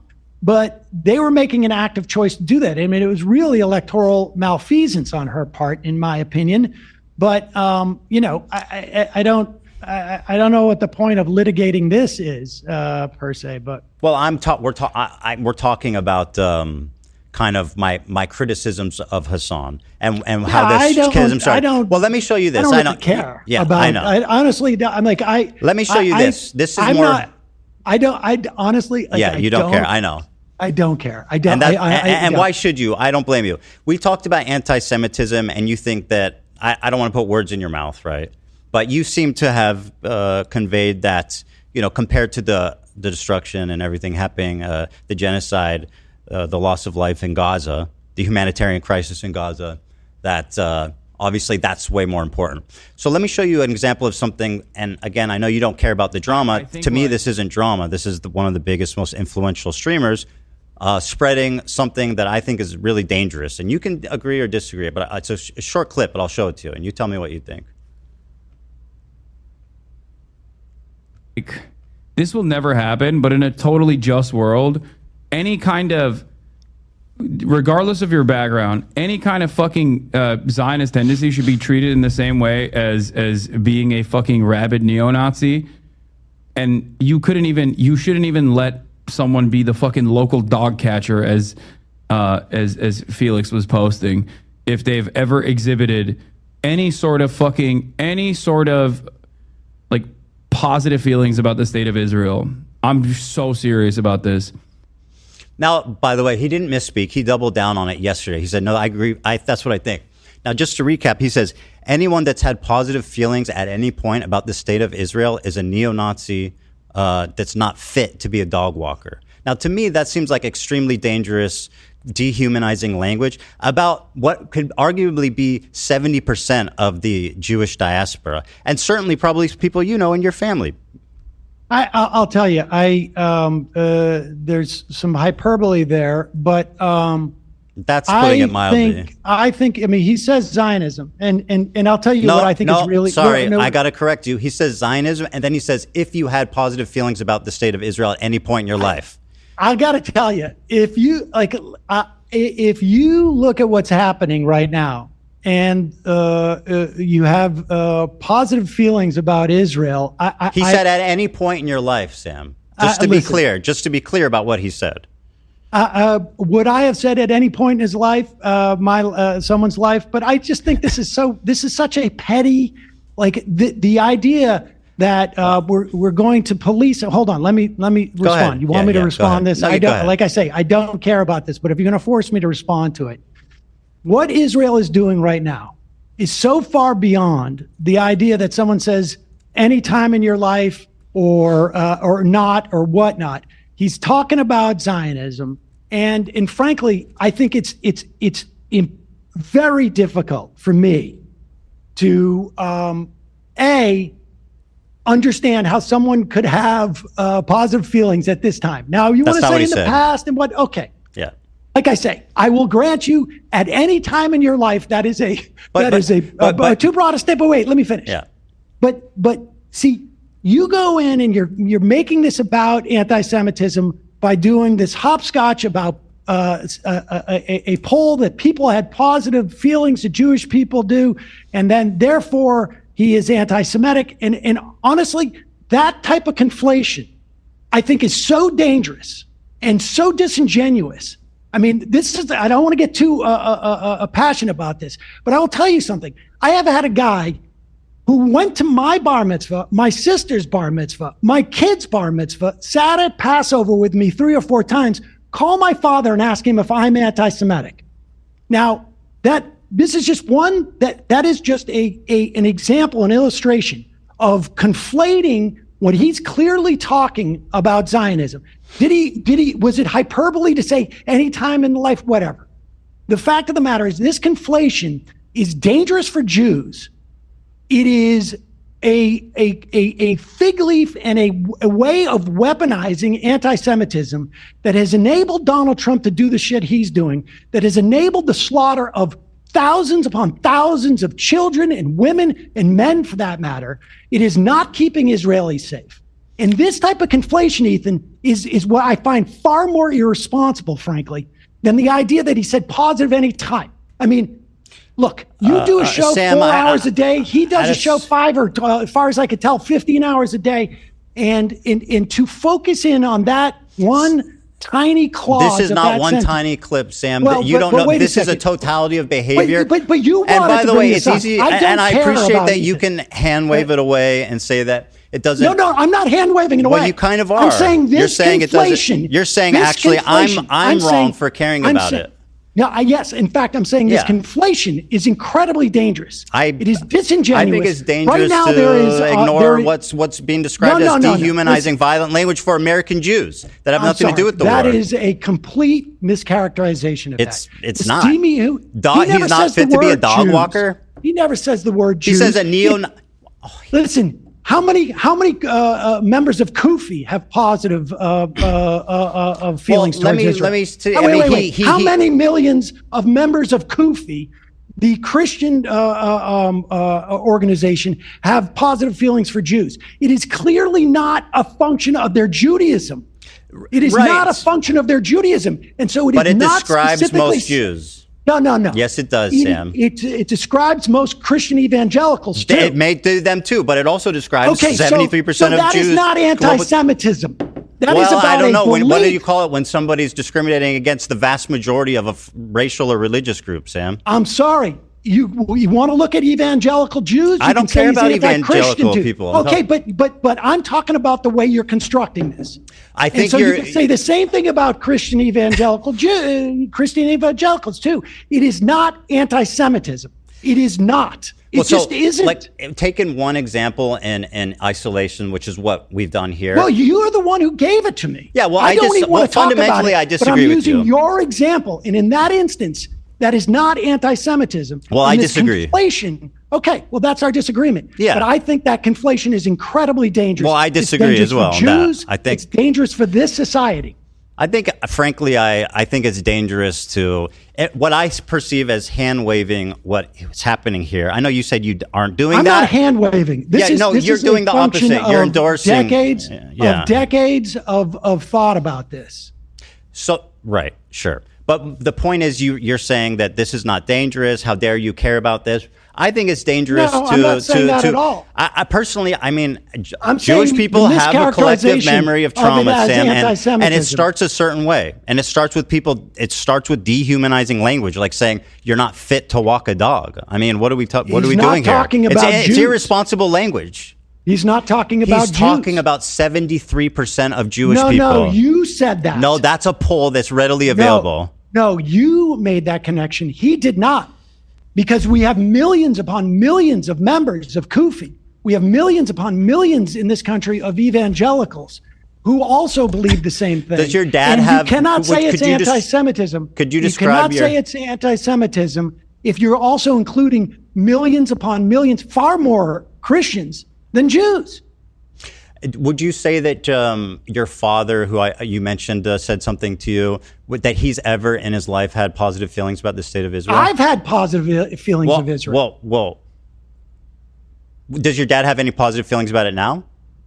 I would assume so. Not in terms of like I support them, but I've like had I think positive Israel. feelings. I went to Israel on. Okay, good. Then you're a neo-Nazi, not fit to walk a dog. How do you feel about that? No, that's you saying that. That's that is not literally what he Hassan said. saying. I'll play it again. No.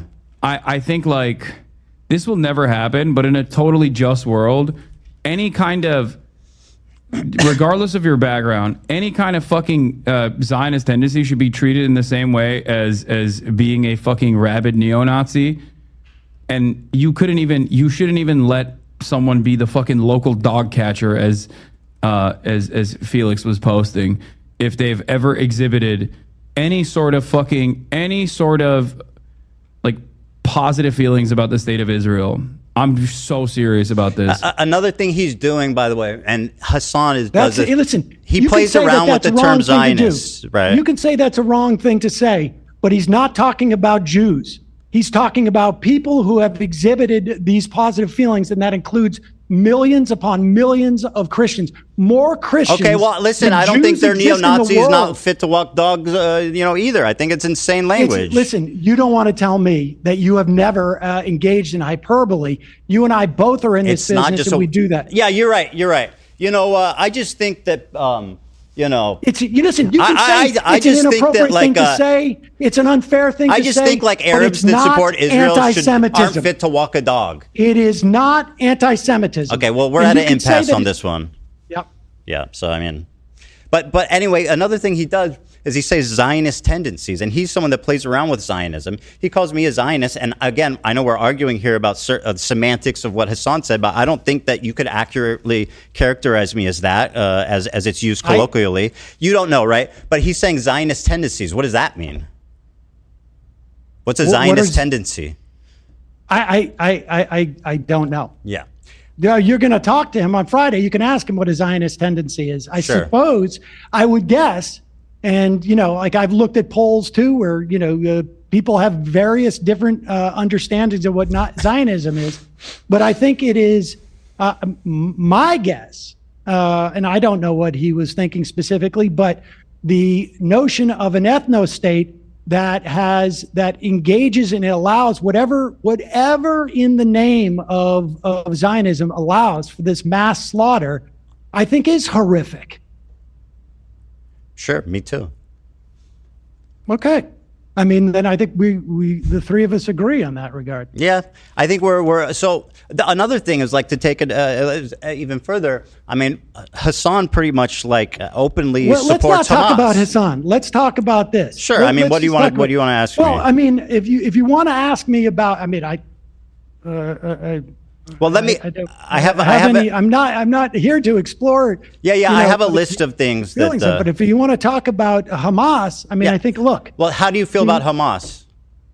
I mean, I feel that Hamas, people can perceive it as a liberation organization.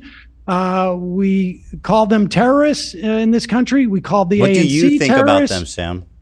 Listen, I think there are parts, I would imagine, of Hamas that have done good for the people in Gaza, and I think they have done bad things. But I sort of feel, I guess, ultimately probably like Ehud Barak when he said that were I Palestinian and I was living in Gaza, that it would be likely that I would join Hamas. I mean, that's what Ehud Barak said on multiple occasions. And I think that is very, that is an understanding of human nature. That you're not affording Israelis, by the way, just to point out an inconsistency there. How so? Well, you're like, I refuse to understand human nature and their reaction. It's just evil, and I don't know how to explain it. I didn't use the word evil. Right. I'm inferring because I asked you if you think they're evil, and you didn't really answer that. Listen, I don't know what Gazans felt on October 8th, but toward Hamas. But I can tell you that there is a long history of terrorist organizations or so-called terrorist organizations like the ANC or the IRA, even the PLO, now, Sam, that ultimately become a political organization. I think the comparison to Hamas to what happened in South Africa is insanely disingenuous. And I personally hate when people do that. I mean, Mandela didn't think so. Well, Mandela did think so. He explicitly stated that he avoided committing violence on the citizenry because it would make reunification impossible. That's something he said. I think you could say that tactically speaking, listen, by the way, Sam, in the totality of their campaign, I think under 200 civilians died. And the people who did kill civilians were almost all held accountable for what they did. That's a difference, Sam. Well, I mean, I can tell you that a significant difference. Well, it is a significant difference. I mean, I imagine many of those people who committed atrocities on October 7th are dead now. And, so. What does that have to do with anything? Well, that's accountability. But I mean, being held accountable by the party that they're presumably doing the violence on behalf. But you're saying the entire ANC was held accountable? No, I was saying Nelson Mandela's party, if someone killed a civilian, they would hold them accountable. They would charge them. They would disavow their actions. The ANC did? Yes. Well, the IRA was bombing places in England and throughout Ireland. I mean, we have even the Irgun or the Stern Gang when they killed, over 100 villagers in 1948. I mean, the history is full of example of organizations that commit terrorist acts. Now, I will tell you, people look at South Africa. I do not condone the killing of civilians, which is why obviously I'm upset about what Israel is doing. Sure. The part that I don't like about people say, I feel like people sweep for Hamas by saying, like, what do you expect, right? But the truth is that people use South Africa as an example, but what South Africa shows is that you don't need to commit a violent war against civilians to liberate yourself. Well, I mean, listen, we had for a year, we had the Great March of Return, where, Sinwar himself was involved in that. There was Palestinians marching on a regular basis over the course of the year. I don't know how many it was, 50 or whatever, that were innocent people who went there, and snipers are shooting down unarmed civilians. And so, time and time again, and over the course of the 20 years that I've been professionally, covering this, my attitude towards Israel's willingness to have peace has changed, and my understanding of it has changed. And I can only imagine how more intense that feeling is to be living in a place that is, functionally like, the Warsaw Ghetto, insofar as like you don't have access to resources, you have 50% unemployment, the apartheid that is taking place in terms of the West Bank. I mean, I agree with those characterizations, by the way, Sam. Just to say, but I can't imagine that my response wouldn't be to pick up a weapon. Okay. I mean, I don't know. It's not really working out. Well, none of it's working out, is it? I mean, not much at all. Greatest, not really much at all. What is called the greatest attack on Israelis in 75 years. The notion of Zionism and the way that Israel is organized as a society is not protecting Jews. Well, it's not protecting Israelis. It's not protecting Jews worldwide. It is, there may have been a time where Zionism and there were certainly proponents of Zionism in the early 20th century, in the late 19th century, where there was a notion of a multi-ethnic democracy that fell by the wayside. Folks like Hannah Arendt and Einstein, left the Zionist Congress, and what it has evolved into is, I think, a nightmare for everyone involved. And so, I don't know how I would react in that type of immiseration, frankly. Well, can I ask you? But again, Ehud Barak said that he would pick up a weapon were he one of them, and that's fine. He's far closer to the conflict than I am. I'm not saying I don't understand why people pick up weapons, right? So let me ask you this: what do you think about October 7th attack? What do I think about it? Yeah, I mean, it was horrific. Mm-hmm. And this was like a military action by Hamas to what end? I mean, I suspect. I mean, I don't know what the strategy was. I mean, they attacked 2 military bases. I don't know if they were aware of that the dance. The Nova rave. Yeah, I don't know if they knew that rave was happening. I suspect it was to derail the Abraham Accords, which were going to leave the Palestinians out of the equation, where an authoritarian you leave out that they attacked Kibbutzim, by the way. No, yes, of course they did, but I'm saying that they. I don't know what the strategy was on their part. So what do you think? Like, would you expect the response of Israel would be to that? I had no doubt on that day that Israel was going to respond. Go insane. I mean, yeah, right. It was going to be horrific. We all knew. Yes, but I think I think the lack of proportionality was just beyond. Frankly, and I was aware that this was going to be a horror show, but I don't think I had the level of awareness of what they would do to go in and literally level it, destroy what is it, 90% of the structures in Palestine, bomb hospitals, that they would use. Well, Hamas did know that because that's why they attacked. Food as a weapon. I'm more interested in the justification for what they're doing. Probably took hostages with the idea that they would be able to negotiate. I understand why they took hostages. I don't understand why they took children and elderly. I believe that they probably. I mean, this is all conjecture on my part. That they would be able to trade them as a way to inhibit Israel's doing what they're doing, and I don't know if they could have even imagined that. I'm not going I'm not going to endorse Hamas's strategy here. Well, I'm just trying to flesh it out here because this is what I'm getting to is Hamas. I think they knew that this was the reaction that would happen.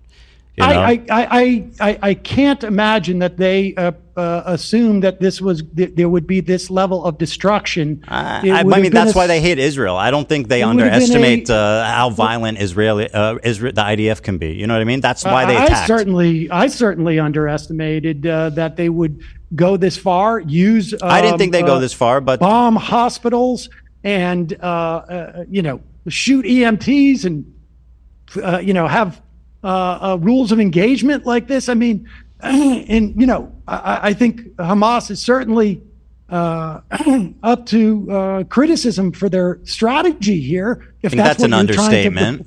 Well, I mean, if that's the well, I mean, they're a terrorist organization that intentionally antagonized the IDF to come mass slaughter their civilians. I think that they overestimated whether Israel cared about the hostages, without a doubt. I mean, there's I don't know that there would be anybody who would make a case that this is what was their plan have Israel respond in this way. That's absurd. Well, and the same is true of I guess Israelis feel the same way. Like, it was totally unprecedented.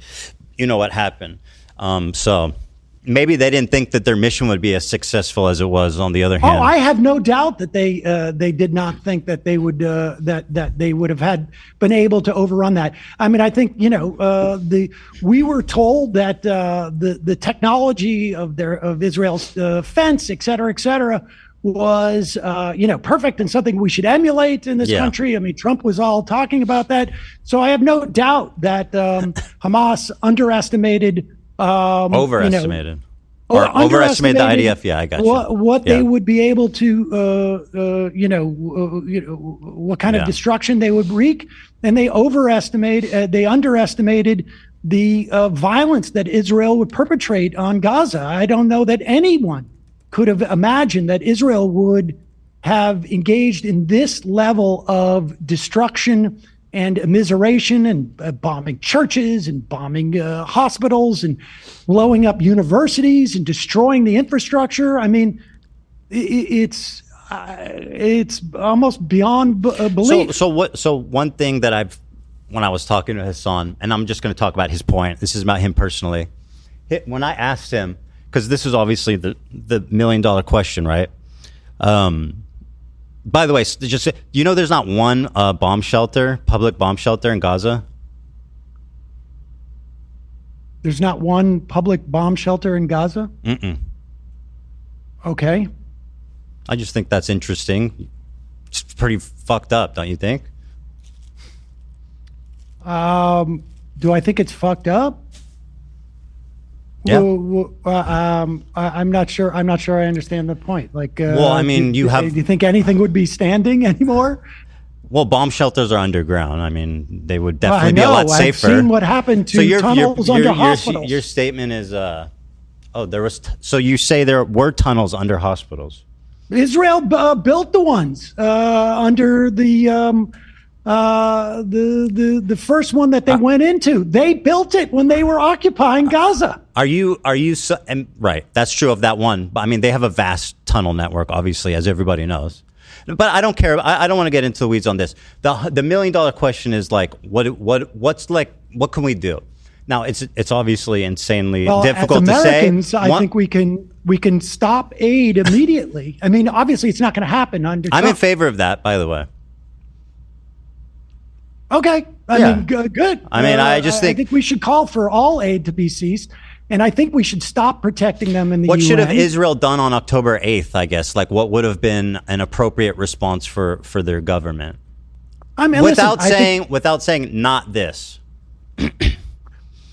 What should they have done on October 8th? I mean, I think that there is they're hitting strategic sites to attempt to take out leadership. They should have.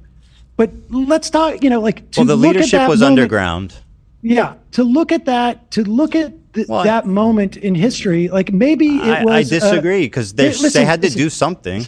Maybe in that moment, they had to go in and bomb or whatever they do. I think that any action that they would have taken at that point, frankly, was a function of literally decades of oppressing people and attempting to bring this to an eventuality. Right. I mean, this was. And so, what should they have done ages ago? Well, I mean, you're avoiding. Yeah. Okay, I think what they should have done is begun empowering Palestinians in the West Bank. They should have done. This is my favorite answer, Sam. You're saying that this is what Hassan told me. They should disband their government and lift the borders in response to the worst terrorist attack that's ever happened. I think honestly, when you see that your policies have failed, but I don't think this you was actually don't agenda. believe that that's a real thing, though. I'm interested in having like a real conversation. You can't like live in a fairy tale land where, in response to the worst military or terrorist attack of all time, Israel, who's already, as you state, like genocidal and racist and all these terrible things, is going to lift their borders and disband their government. Well, wait a second. You're asking me what they should have done, and that's different. No, in a from realistic what I way, not in a expect them to fairy do. tale, Sam. Well, listen, there is no realistic thing. Their agenda has been, it has been quite clear.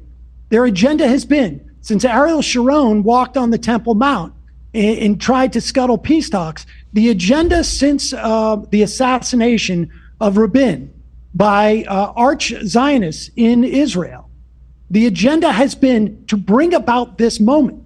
There is no doubt about it.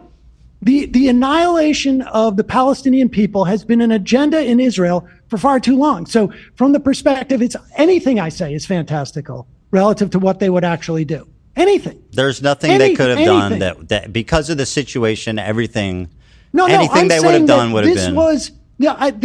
There was no plan that on this day they were going to do this. But if you go back 10 or 15 years ago and look into Bibi Netanyahu's brain, the idea that this is ultimately going to happen was definitely the agenda. What, in terms of like attacking attacking Gaza or inciting an attack? I would imagine both, frankly. But to find a way to eliminate the Palestinians, this has been the agenda of at one time what I think was a smaller segment of the Israeli body politic, and I think has increasingly become an even larger portion of the Israeli politic. So, I mean, anything I say in terms of should is fantastical. Anything. So okay. I mean, so this is like I understand where you're coming from, right? Like there was an opportunity for a ceasefire that was called in November, in December. They could have held a ceasefire at any point, and the amount of killing would have been far less. They could have done that. They could have ended it after a week. I mean, Hamas could have ended the war anytime too. How could have Hamas ended the war? By releasing the hostages? Listen. Israel has said time and time again that the release of the hostages is not going to end their assault on Gaza. They have said this over I don't believe and that's over and over. I haven't seen those statements. I've seen the opposite. I believe that you really haven't seen those statements? No, I haven't. I'll review them. I mean, it depends when it depends when they were made too, right? Like, is it what's it in response to? At any time they could have done that. Well, what has Hamas done to end the war? Hamas offered what have the they done to end the war? Early dawn to say Hamas offered all the hostages in agreement in response to Israel not coming into Gaza.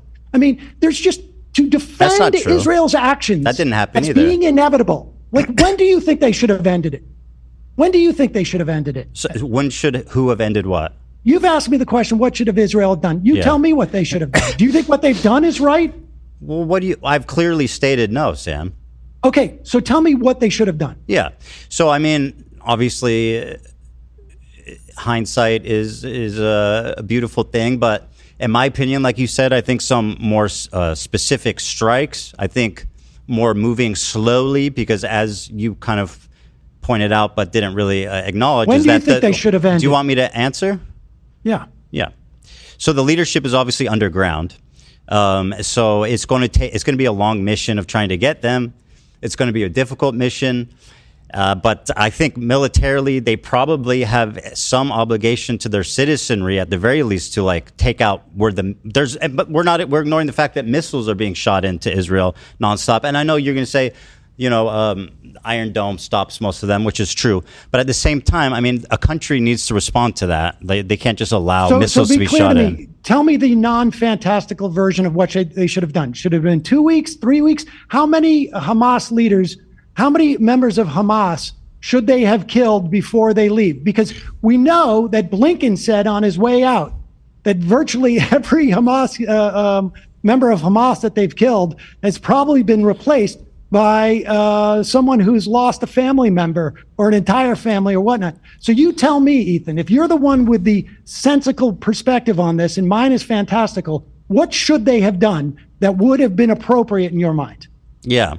So besides like special operations and stuff, I think it would have been a good idea to, I think there's a space where they could like try to find peace partners in Gaza before just destroying the whole thing. Like, obviously they approached it completely wrong, right? But there are ways, I think, that could have happened that are realistic, like trying to forge some kind of peace partner, some kind of alliance, some kind of international coalition. All those people were marching. They were marching. They were marching in the Great March of Return, week after week after week. Sam, was there Hamas activity at the Great March? Sinwar was marching. Sinwar was marching with them. Were people attacking the border wall?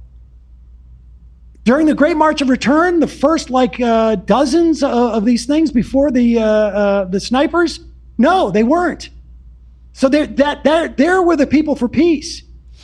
There was Hamas activity. They were attacking the fence. They were like trying to cross the border.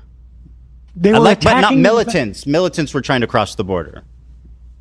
You're telling me that in the first dozen of these marches, there were people attacking the fence? Correct. Okay. Yeah. But I mean, again, I think that there's a way for Israel to try. I think they can obviously pursue peace. The way that they're doing it is impossible, right? Like, it's fucked up. It's insane. It's genocidal. It's horrific. They're not pursuing peace. I'm not saying. I'm saying the opposite, I don't Sam. think Israel is. Well, you asked me peace. what should they have done. I mean, obviously they're not pursuing peace. I agree with you. Like, quite the opposite. That's not what they're doing. But I'm saying there could have been a path, although it's not. I think, unfortunately, I think their response was inevitable based on everything that happened. You think it was inevitable that they would kill these many people and they would use food supplies as a weapon, that they would have leveled hospitals and universities and 80-90% of the homes?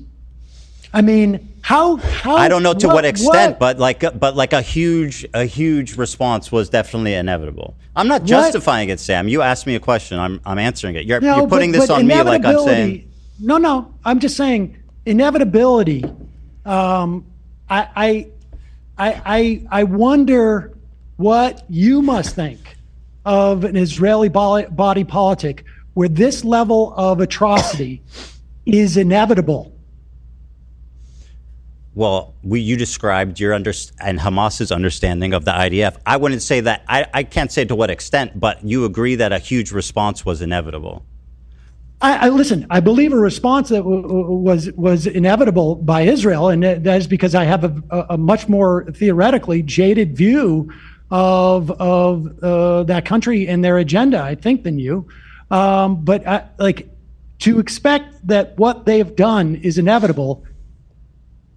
To what? Well, Sam, I just wonder, what it is that you think is in that body politic. Listen, I don't think it's inevitable, just to use an example in this country. I don't think that it's inevitable that we are going to be deporting and disappearing, immigrants in this country. I think it's possible, but my perspective on America is still too optimistic to think that's inevitable.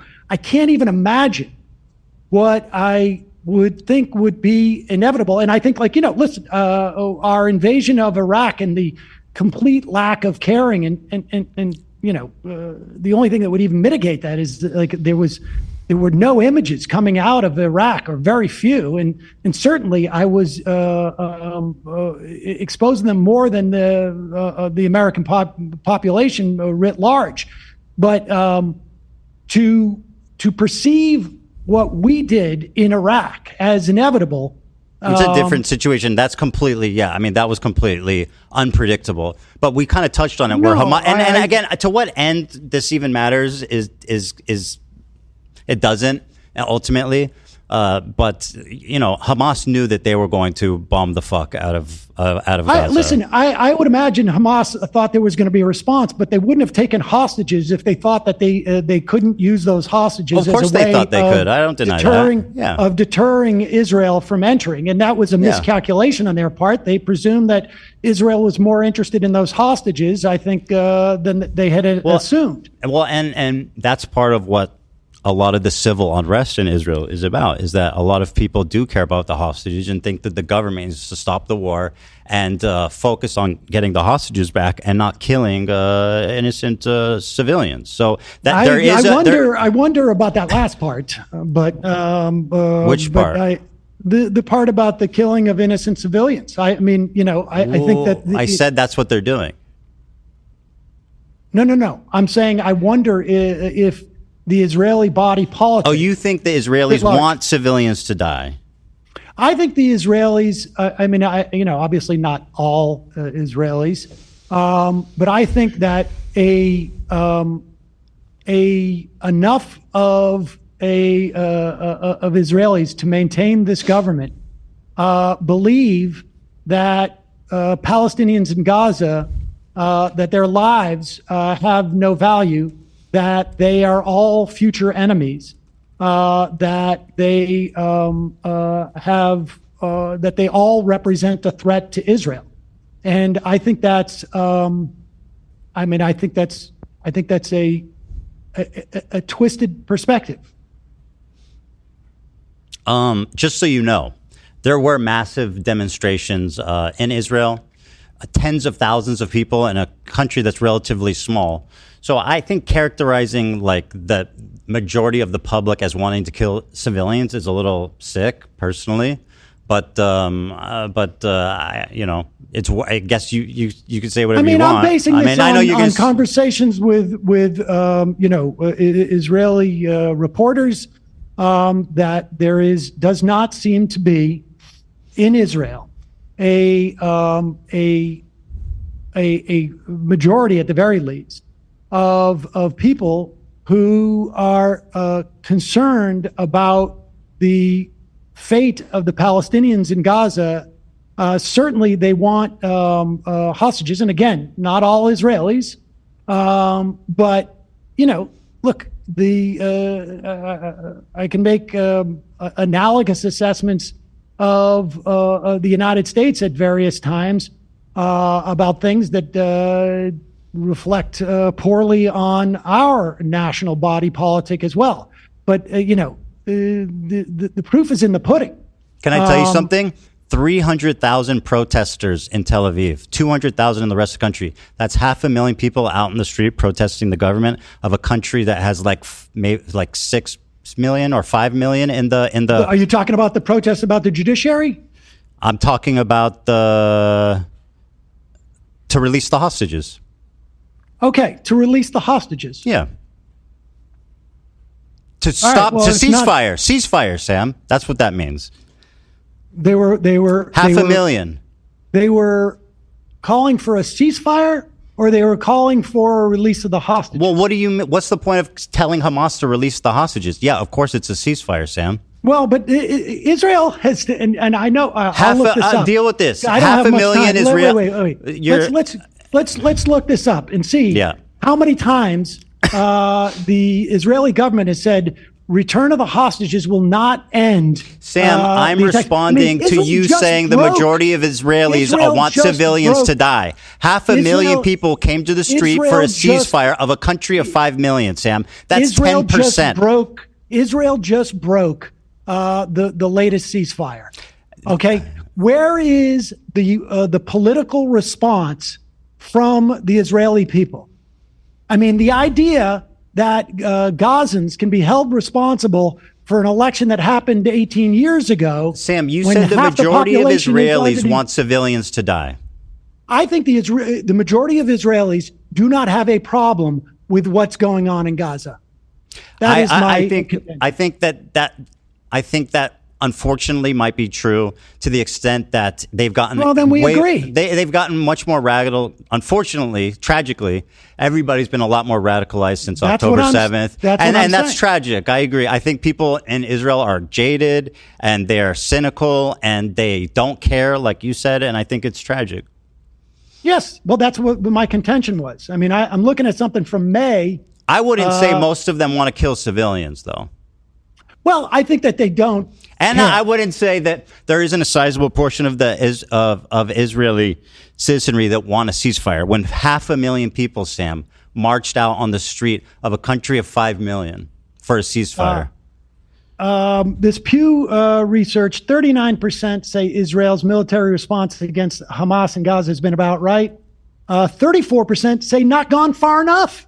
Sure. Now, granted, that was in May of this past year, so maybe that's changed. I would hope, but that's all the most recent horrible data I have. Yeah, no, I know that the sentiment 40% last year said that Israelis should govern the Gaza Strip.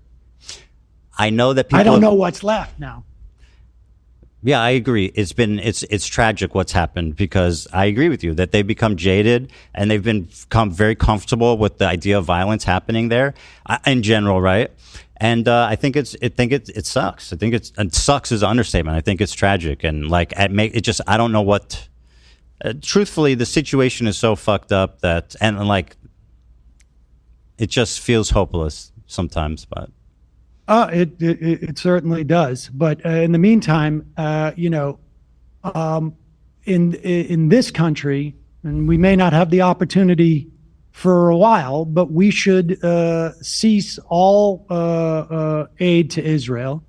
We should stop protecting them in the UN. We should stop trying to pressure the ICJ and the ICC, and that's well, incidentally, I agree with all those things too. I think that that's the most we can do as a country to try to stop the war, and it's something that we should be doing. And I think Kamala Harris would have been a lot more likely to do something on that front. Certain we won't know. We can't know, and that's the great thing. Well, listen, I appreciate the time. I gotta go because I'm supposed to have dinner for my child. But, well, I'll say this: this was way more combative than I expected. Ultimately, though, I don't think that what do we disagree on? I mean, I don't know. I don't even know. Maybe I see too much good in the Israeli population. I don't know what's ultimately the disagreements here. Well, I mean, look, I'm not. it's largely, in my mind, impossible to really fully assess. I mean, yes, there was a protest last year, 500,000 people who wanted the hostages back. And the Ceasefire. I don't know if there's been, well, they wanted the hostages back. I don't know. It's not a magic wand. It's a ceasefire. Yeah, and they got a ceasefire, and then the Israeli government broke it, and they. Well, so hold on. Our disagreements is that I'm I'm too optimistic about the Israeli citizenry. I'm not here to adjudicate what. I'm just trying to summarize our conversation. That's all. Well, I mean, you summarize for you. I'll summarize for me. I think that, it is what it is, and I think I don't remember this conversation. We can put into AI and have it summarize it, but I'll do that for you, and I'll let you know what it says. All right, we'll leave it to the robots. Okay. Sam, I do appreciate you calling in. I do value your input on all this, and I appreciate the conversation. I think it's good to have conversations like this, like open and honest, even if they're combative.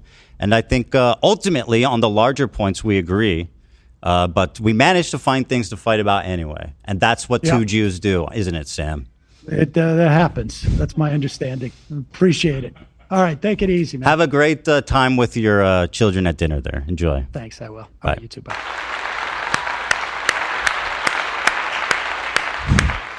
That was way different than I thought it was going to be. Oh! But okay. I thought it was interesting. I enjoyed that as a watcher. Was I owned? I don't think you were owned. I don't think anybody was owned. I think it was two people that are highly opinionated hashing it out. And I think I personally like when people do that. Yeah. I don't get turned off by the combativeness. Right. Maybe that's the half Jewish part of me. But the truthfully is again, on the larger points we agree. That's why I take cross with this issue of being like, he's a genocide supporter, he's a fucking baby killer, and all this insane. He goes, Sam, you never heard of hyperbole? Yeah, I've heard of hyperbole. It's you're the king of hyperbole. Yeah. So I mean, is my downfall that I have too much faith or I have too much optimism in the Israeli citizenry? Maybe. I guess that's where we differ. That seemed to be where we are differing the most. I don't know. I think you're right to identify that as and I mean, Sam is older and he's in his 50s or something, and so maybe he's just more jaded. Yeah, he definitely is more jaded. There's no question about that, and rightfully so, right? Rightfully so. But yeah, I enjoyed watching that. I will say, as a Jewish person, the contentious point in the argument of the clip of Hassan, it kind of shocked me, to be honest. I was a little, to be honest, and as much as I love Sam, he was being very obtuse, in my opinion, when trying to talk about that clip to avoid criticizing Hassan, which is fine. I understand he doesn't want to get into that game, right, of being on record, being like, oh yeah, Hassan shouldn't have said that or whatever, right? But ultimately, obviously, I greatly disagree with him. And I think it's it's funny how he talks about how dangerous it is for me to call out anti-Semitism or how ridiculous it is for me to weaponize it like that. It's like when at the same time... It's a weird thing because you don't really want to I understand the impulse to just want to have a conversation with Sam and keep it with the here and now of your beliefs and everything, but the degree to which the harassment that you and Hila have experienced over the last couple of years, it is part of the story, and yeah, it's true. I don't know, it's tricky because I get the impulse to not want to get into it, but that is a component of all of this. And unfortunately, whatever Sam's been peppered with before the debate, I've seen is his co-hosts telling him that I'm obsessed with Hassan, that I'm having a mental health break, that I'm a genocidal maniac, all this kinds of stuff. Mm-hmm. So that's kind of without having any of the backstory. That's the flavor he's coming in with. But ultimately, I find I don't want to speak ill of Sam, right? Yeah, I appreciate him coming and having an honest conversation with me. I was also disappointed by his response to that specific line of questioning, Zach. I share that with you. And I think the way that he was hand-waving away anti-Semitism as like, it doesn't matter that people are discriminating against Jewish people in America because of what's happening in Gaza. And it's like, well, first of all, two different issues, kind of. Whatever's happening in Gaza is one thing, and whatever rise into anti-Semitism we're seeing in America is a whole different fucking thing with its own set of problems. And believe it or not, they're both bad. To the same extent? Obviously not, right? Obviously one has an immediate horrible effect in Gaza right now. And the threat of anti-Semitism is an amorphous, nebulous thing that's like hard to measure and hard to say. And Jews, our whole life in America, people call it the golden age of Judaism is this time, the past, 50, 60, 70 years in America for Jewish people. Mm-hmm.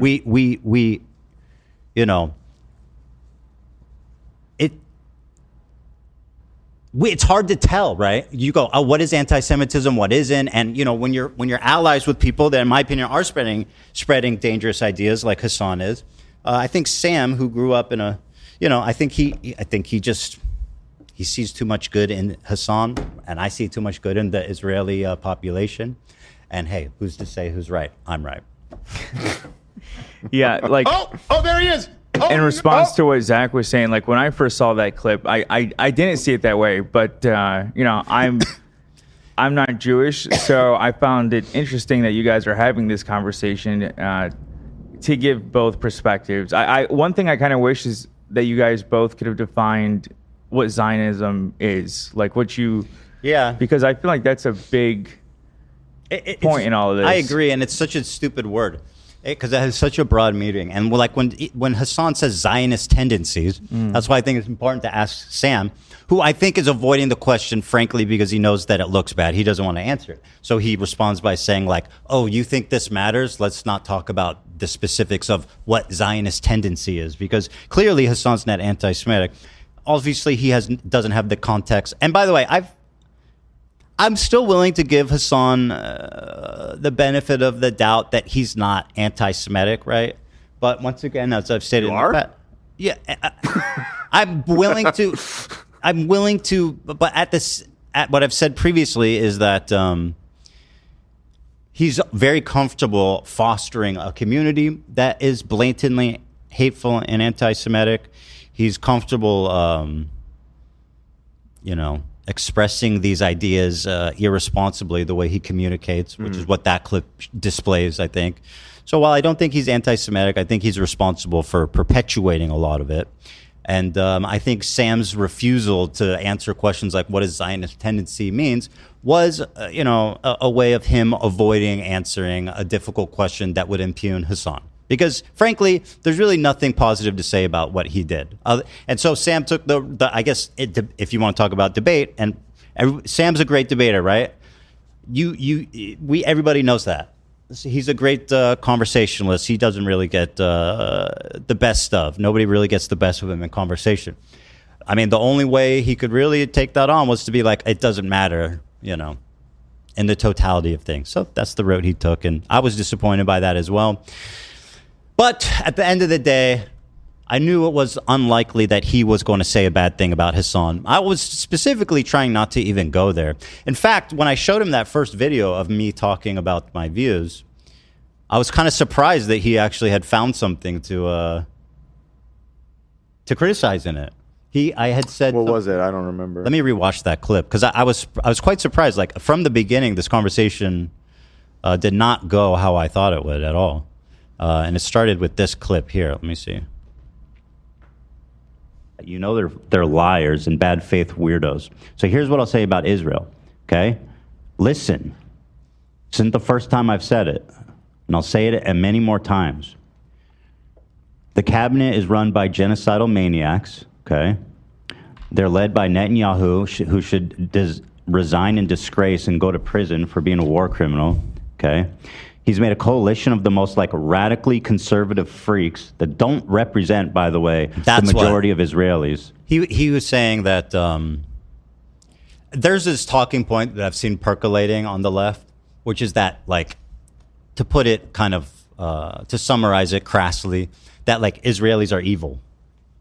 Basically. I mean, to put it crassly, right? Like, that's kind of what he's saying, is that like the majority of Israelis just want civilians to die. I mean, that's kind of what he said, and he didn't even deny it. I think that's insane. I think that's insane. And especially the context of this clip being 2 days after October 7th, I think it was, the sentiment was a lot different before and after and during and now. The sentiment in Israel's changed a lot. So when I said that, I think it was more accurate. I think it's still accurate, but obviously there is a huge problem in Israel of people being, you know, complicit and comfortable with what the military is doing.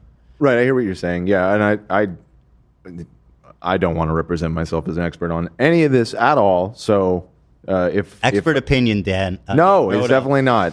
Just from what I recall reading, is that prior to October 7th, support for giving the Palestinians a state in Israel was at basically an all-time high, and that has cratered since October 7th, which is the great tragedy. I mean, one of the great tragedies of this whole situation, and kind of dark irony of it is it now feels like we are further than ever from some sort of peaceful solution to all this. So, and then the thing that we didn't discuss is that most of the peaceniks.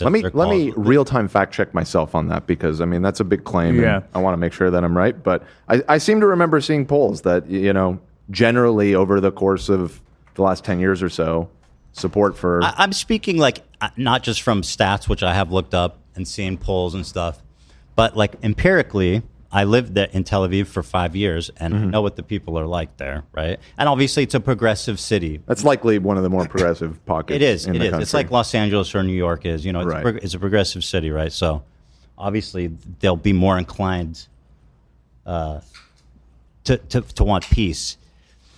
But ultimately, what happened on October 7th that we didn't talk about is that a ton of the peace activists, like most of them, lived on the southern border specifically so they could help people in Gaza. They would drive people across the border to the hospital. They would help people get to and from work. They were advocating, they were doing what they could as individuals to help facilitate peace. And many of them, you hear their stories time and time again, were just murdered, slaughtered by Hamas. And I think that's part of what really jaded the Israeli public too, is like, look what happens when you want to support peace. You know, obviously that's not, I don't think, the right conclusion, but that was their conclusion. It's like all the people that wanted peace were murdered by Hamas. See, like I have, friends or family even that will say that they don't believe there's an innocent Israeli. And I think obviously stuff like that is super dangerous. And I agree. I'll never agree with that. But in terms of like, the Pew research is often what's referenced. And again, Sam brought that up, that there was only 19% of people in May in Israel from the poll who thought that it went too far. And I got to see that poll. Yeah, that was from May? Yeah, it was from May 2024. This is often referenced. It's a little old, but I don't know if that's changed. Let's see. Well, it's May tomorrow, so it's basically a year old, right? Yeah. I think, like, I totally agree that the public is way too comfortable and complicit in all this. I think the question of do they want to end the war, I think this is I mean, yeah, it's disturbing, you know what I mean? But let me see what this says. Israelis are divided over the country's military response. Percent who say Israel's military response against Hamas in Gaza has gone too far, been about right, not gone far enough, which is crazy, right? That's crazy. Mm-hmm. These are the radicals for sure. I think people who are like, yeah, it's been about right. It's more like, again, I'm maybe, people will say I'm being too optimistic. I see that as like, we've done enough. And like, we've done everything we can do. Yeah, but at that point in May, like they've already done so much. I'm saying the people are saying, yeah, right. Like ideally, looking at it objectively, you would say it's gone too far. But to be charitable, I think a lot of people who are saying it's been about right are trying to say that the war should end. We've done the right amount of it, and let's just end the war. I mean, not gone far enough. 34% is fucking bananas, obviously. Like percentage who will say Israel will blank in achieving its goals in the war. Definitely fail, probably succeed, definitely succeed, 40%. So, I mean, people in Israel have faith that This they'll is succeed. I don't even that know. same one from back in May. This is from March more recent? 3rd to April 4th, 24. 2024. Okay, got it. Yeah. I don't know where the war was or what it was happening back then. I think that might have been during the time of like the hot war. Yeah, I'm not Which sure. I think tensions were even more peaked at that time. I don't know. Yeah, I mean, it's disturbing. I don't deny that. But I also despise the way that, Sam talks about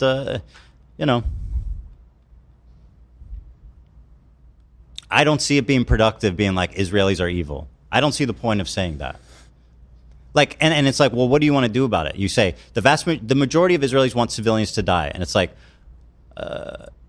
why do they think that? It's just like, well, I don't know, but they're evil. They just don't care. They're just callous. I mean, look, human beings are human beings everywhere. A lot of leftists don't want to engage in humanizing Israelis. They just don't want to do it because. Right, like what's happening in Gaza is awful, and they think that it's insignificant in comparison. And I understand where they're coming from, of course. But I believe that both are important, and obviously, again, the totality of what's happening in Gaza is not in dispute about which is like more. But I do think that it's important, and I care about Israel, and I care about Israelis. That's it. And so I choose to see the good and to see the optimistic and like, obviously I have no effect over what the public thinks about the war. I'm not fucking living there. When I was living there, I voted against Netanyahu. And by the way, Netanyahu lost the popular vote. He only won because he made a coalition with some psychopath like ultra-nationalists. But the left party, when I voted, won the popular vote.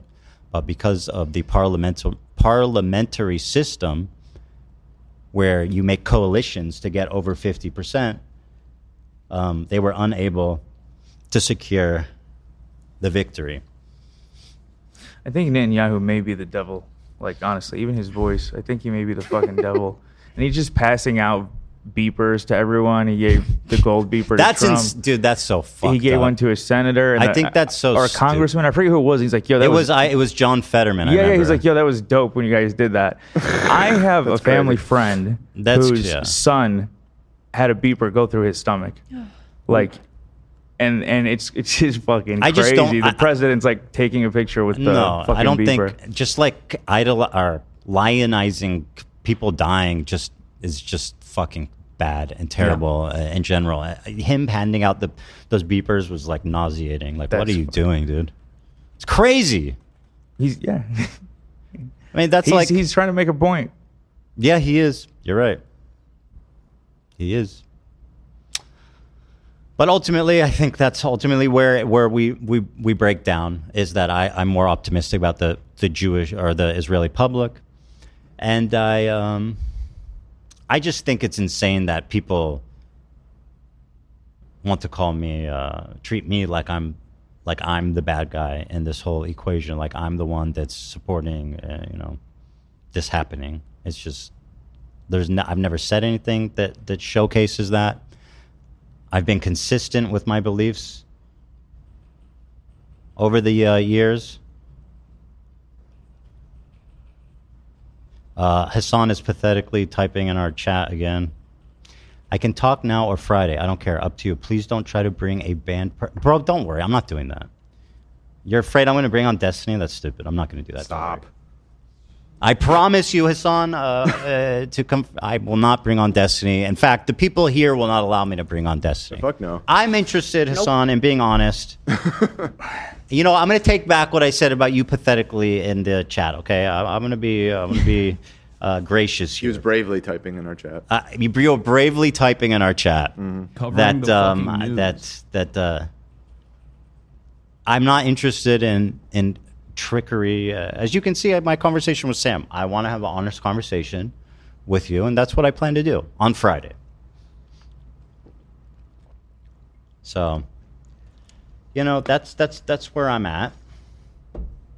Yeah, don't worry, I'm not doing that. By the way, and this is why I prefaced what I was saying was I'm not an expert.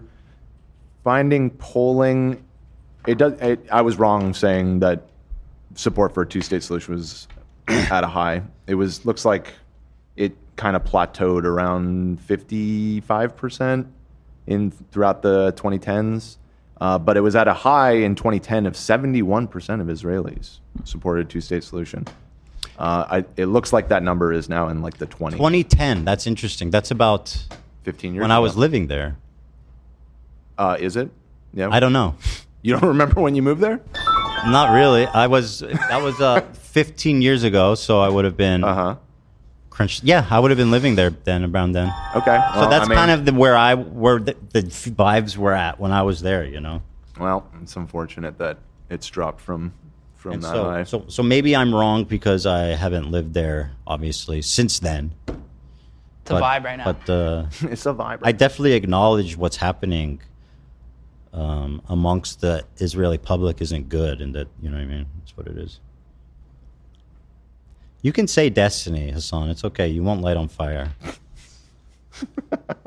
I just tuned into his stream. He was saying because if Destiny or someone was on, he could get banned on Twitch. Don't worry, bro. It's not happening. I will hit your button. To bring I promise. There's no trickery. It's just going to be a one-on-one call. Look, there's no trickery. I showed up here with Sam. I expressed myself honestly, as you saw. We got combative at times. And listen, everybody said Sam was going to own me, so I think you all need to applaud my bravery for getting combative with Sam Seder. I will never applaud your bravery. Why won't you applaud me for that? I don't do that. You don't do applause? You're applauding at the beginning of the show. I was applauding for my coworkers, not for you. Oh, thank you. Okay, all right. Now you're hedging. Please clap. Dan's like, I never liked that guy anyway. Please clap. Leftovers reunion. Should we title Friday? You should say leftovers. That actually is kind of funny. I saw people saying we should run the intro. But I don't think it's. I'll think about it. I hadn't thought about that. I don't know if that's the right tone or what. But that's a great theme song. I wonder who wrote that. Yeah, shout out to the artist. Yeah, it was a great one. But I promise you, Hassan, I'm not tricking you. I'm not trying to get you in trouble. I'm not trying to get you banned on Twitch. There's no fucking stupid. You know what I mean? It's just about talking to each other. A long overdue conversation that we will have with each other. As you bravely type in our chat. I look forward to chatting with you on Friday. Right. With peace and love, of course. So what else is It's new? a shame. I feel like we ended up arguing about kind of immaterial stuff. Maybe not, though. Maybe that is the core of what No, the big disagreement was. It's immaterial. Again, it's an awkward thing because it's like you're planning on having this conversation with Hassan. Your issues with Hassan, you should direct to Hassan, not to Sam. Well, the problem is, which I didn't show Sam, because Sam didn't care, and rightfully so. Why should he? But this whole talk to Sam Seder thing is very much related to Hassan. Here we just in the sense that he had been pushing it for it. So here's just like a little clip of him talking. I urge him to talk to at least like Sam Seder or something. Maybe he can get a different perspective from someone else. Talk to Sam Seder. I urge Ethan to talk to Sam Seder about this. The reason why I wanted Sam to talk to Ethan as well, this is Jewish people's business to a certain degree. I have not talked to Sam at all. It's Jewish people's business, Jack. Oh my God. I don't think Sam felt very comfortable with the idea of him being the chosen Jew either, but he didn't really come out and say that. Yeah, I don't think He is the he chosen wanted one. that mantle. There's a reason his last name's Seder, because we never pass over Sam Seder.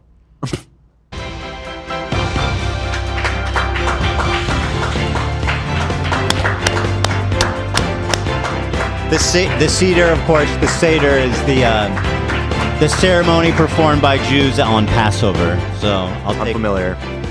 We should have had some parsley and salt water today. We should have dipped it. I'll dip it for those bitter tears, man. Yeah. I'm still wiping them away. Anyway. Beyond the fact that I was like, I think it'd be cool if you could talk to Ethan. But he can have a conversation with Sam Seder. I mean, But I really, really seriously hope you talk to Sam Seder, that he should talk to Sam Seder. You know, I think you respect Sam Seder. You should probably have a conversation with him about this. Maybe this time I'll bring Sam Seder and you'll be the one saying, oh my God, Sam Seder, what a fucking nightmare. Because, you know, you've been running away from him. Yeah, I wonder why Ethan Klein won't fucking talk to Sam Seder. Just like he was. Yeah, this whole thing of like, oh, you're scared, you're running, and all this type of stuff. And then when I'm finally like, okay, I'll talk to Sam Seder, his son starts hedging and being like, let's see. He starts being like, oh, he's just going to lie to him about what he believes. I have the clip. Where is that motherfucker? Oh! Yeah, he says, here's what he said yesterday about my prospective conversation with Sam Seder, which proved to be false, of course, because I am honest to a fault, Dan. I'll have you know. Yeah, no, that I'm aware of. Honestly. That I know. Whoops. Oh, we have an Evil update in talk the slash chat. debate. Say what? In our Discord, there's a little update. Philly D dropped. Okay, so it's about me? No. No, he just dropped. What did he drop? A video. Why does that have to do with me? Why are you telling me that? He's I'm in the talking middle of about something. Trump's Rogan problem. Why are is you wrapping back, it up? And the sparked MS-13 meltdown. He has some Luigi Malgoni updates. And You don't have to tell me every time Philly D posts a video, guys. It's completely irrelevant. Well, no, it's a great video. It's entertaining. Okay, so what? There's lots of great videos on YouTube. You can send me every single one of them? Yeah, I tried. I can start to if you want. No, I don't I have want a bunch you of to. recommendations. It's completely a distraction during the show. Well, we're reaching the end of the show anyways. I'm in the middle of something. yeah, I need to watch the video, so I'm not going to be able to switch for a bit. That's fine. All right, well, just leave it on the... So they Leave can it on see Ethan. me. I'll leave it on a good camera for Just you. leave it on me. The slider's fine. Yeah. It looks like you're doing something. Anyway, here's the clip of Hassan trying to poison the well already. Breaking news. It seems E will talk slash debate with Uncle Sam Seder. Great. Wait, what? Debate? They will most likely agree with one another. He is a committed anti-Zionist. Ethan, I mean.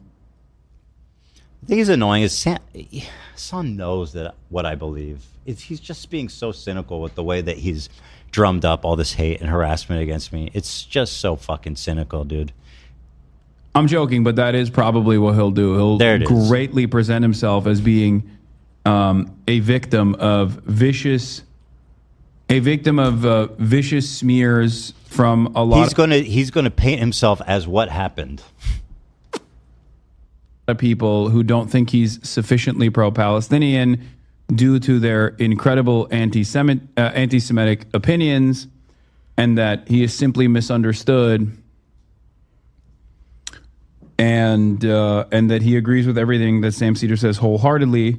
And Sam, being the kind and gentle being that he is, will not push super hard to really figure out what Ethan's worldview looks like. He could not have been more wrong. Yeah, he could not have been more wrong. And by the way, you got to stop making predictions because those don't work out for him. Yeah, I mean, just objectively, that is wrong in the every way. opposite of what played out. So, But I laugh because he's trying to poison the well ahead of me and Sam agreeing on everything. Although Sam was not very sweet and lovely, he came out ready to go, and that's good.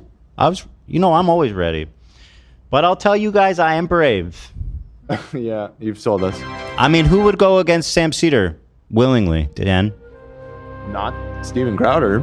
That's when I. Crowder's been running his whole life. Obviously not that one. I'm not running from nothing or nobody. It ruined Crowder's life. Carry the load. What? I said it ruined Crowder's life. Literally, since he did that debate. Yeah. No, I'm not. I wasn't kidding when I said we ruined his life. It's funny because at one point Sam took off his glasses and said, "Steven, look into the camera." He's like, "From here on out, it's all downhill for That's you." crazy that was true. Yeah. I mean, we couldn't have predicted that there'd be a scandal where he's abusing his wife on camera. Right. But he went from getting a $50 million deal on the table to being like a nobody. No, that doesn't work either. Doesn't work either. Fucking watch it.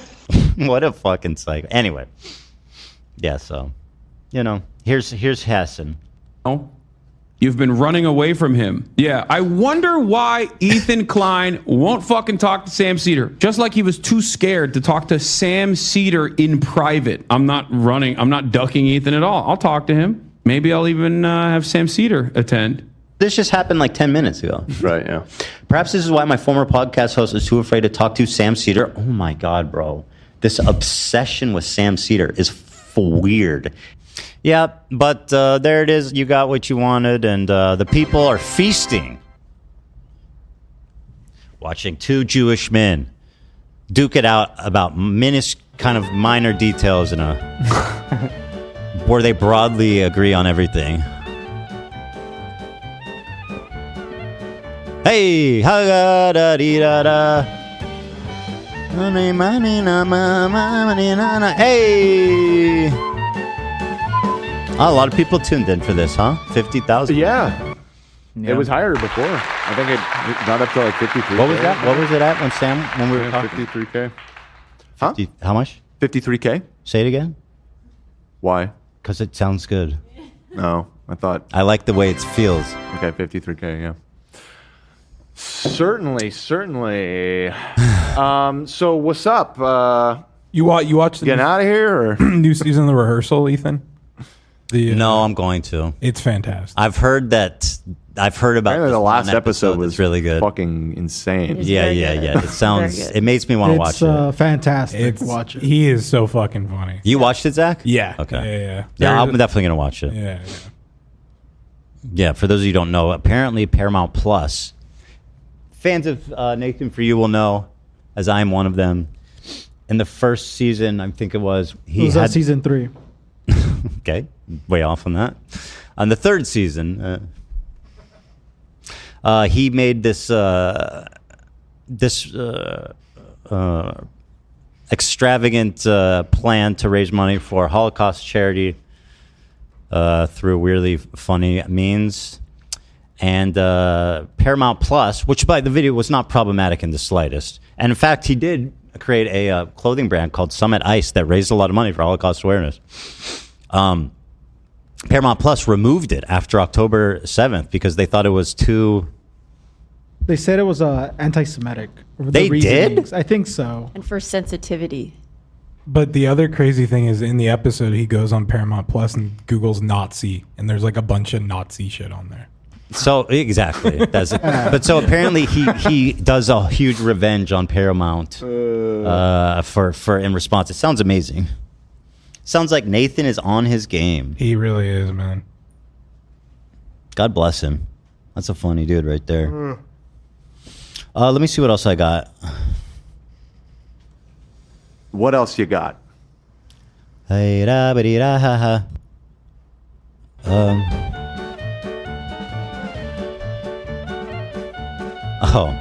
Shout out to Kimi Dreamy for this gift. With the beef between H3H3 and iDubbbz.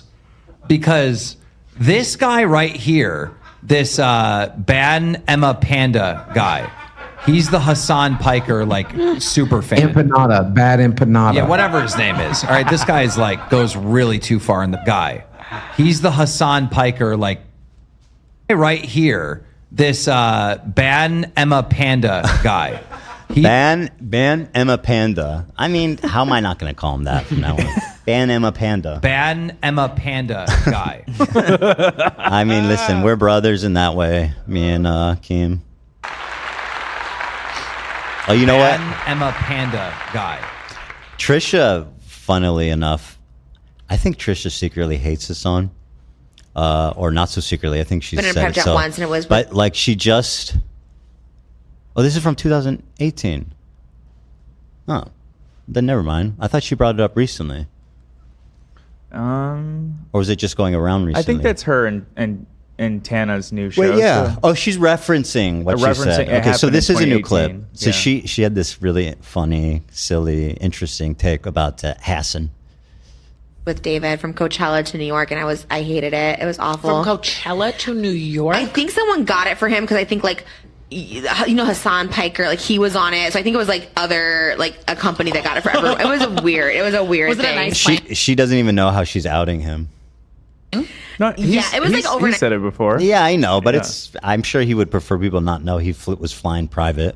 But she gives more details. I too. It was a nice plane, and it was like I just slept, but I was scared, and that was it. That's so funny. Trisha Paytas, Hassan Piker, and David Dobrik on a private jet Yes. from Coachella to New York City. And that was it, really. I think it was like maybe Todd, this one other person, and like that's it. It was like that was so weird. That is And it was so like funny. a midnight, and I think Hassan has told the story where he was like rolling. He was just like didn't know who anybody was, and he was just like because everyone's like, why are you on the That plane? I Also, didn't he's know. kind of known for I don't know. Apparently, he was a rolling, which means MDMA, right? I don't think there's any. Oh, I don't know. I think that's what it means. It means ecstasy. MDMA.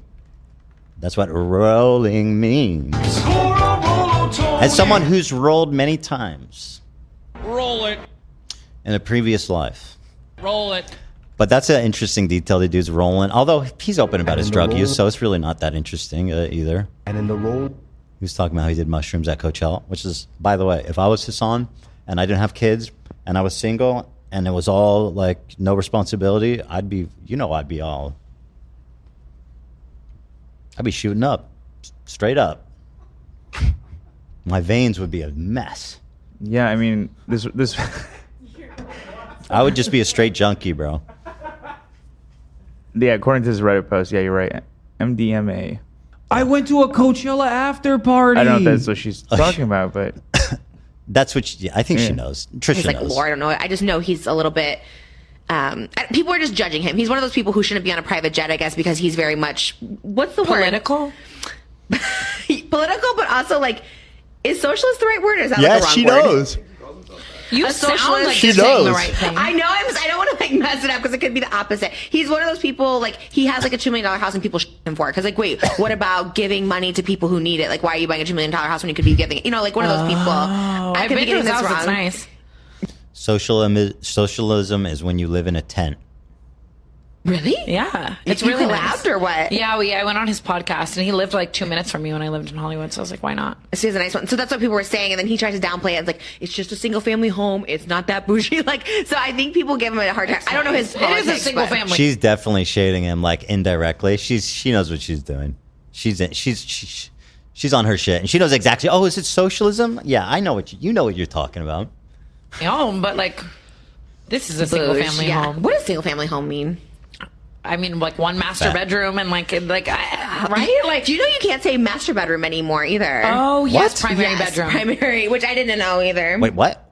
Wait, now I'm just learning shit. What do you mean people don't say master bedroom?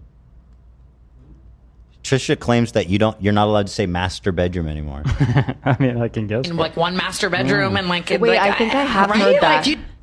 Oh, because it's like, It's like the slave slavery. master's bathroom and bedroom, maybe. Is it really? I don't know. I'm I'm inferring. talking about my family, for Christ's sake. The master room means it's the main room or the John biggest Mulaney bedroom. had a bit about this. Let me hear- master You know you can't say Oh, master so yeah, bedroom I'm anymore saying it's either. being replaced with primary bedroom because of perceived negative connotations associated with slavery. What? Oh yes, Who made that connection? I never thought about that. Well, that's probably how they created the maybe room that's- names. I mean, like do the people have settlements. slave quarters in their house that I don't know about? If they're like, this is the master bedroom and this is the slave quarters, sure. You should have seen my room in college. Yeah, my So bedroom maybe was literally if you the have furnace. a slave quarter. Don't call it master bedroom. I was in the furnace room my first year of college. Rent was only $150, so that's what's up, bro. Yeah. That's what real college shit is like. Proud of you for doing that. I Tom lived in Ward. college. Tom Ward is telling Oh, me the no, closet. master bedroom has been out for a while. Primary Huh? room. This is Tom Ward. He just sent this message. I'm going to be a boomer here for a minute. I don't know if I'm ready to stop saying master bedroom. I'm with you, Ethan. This is There's just not enough evidence. This is like a white guilt woke to me. I'm just like, I don't care.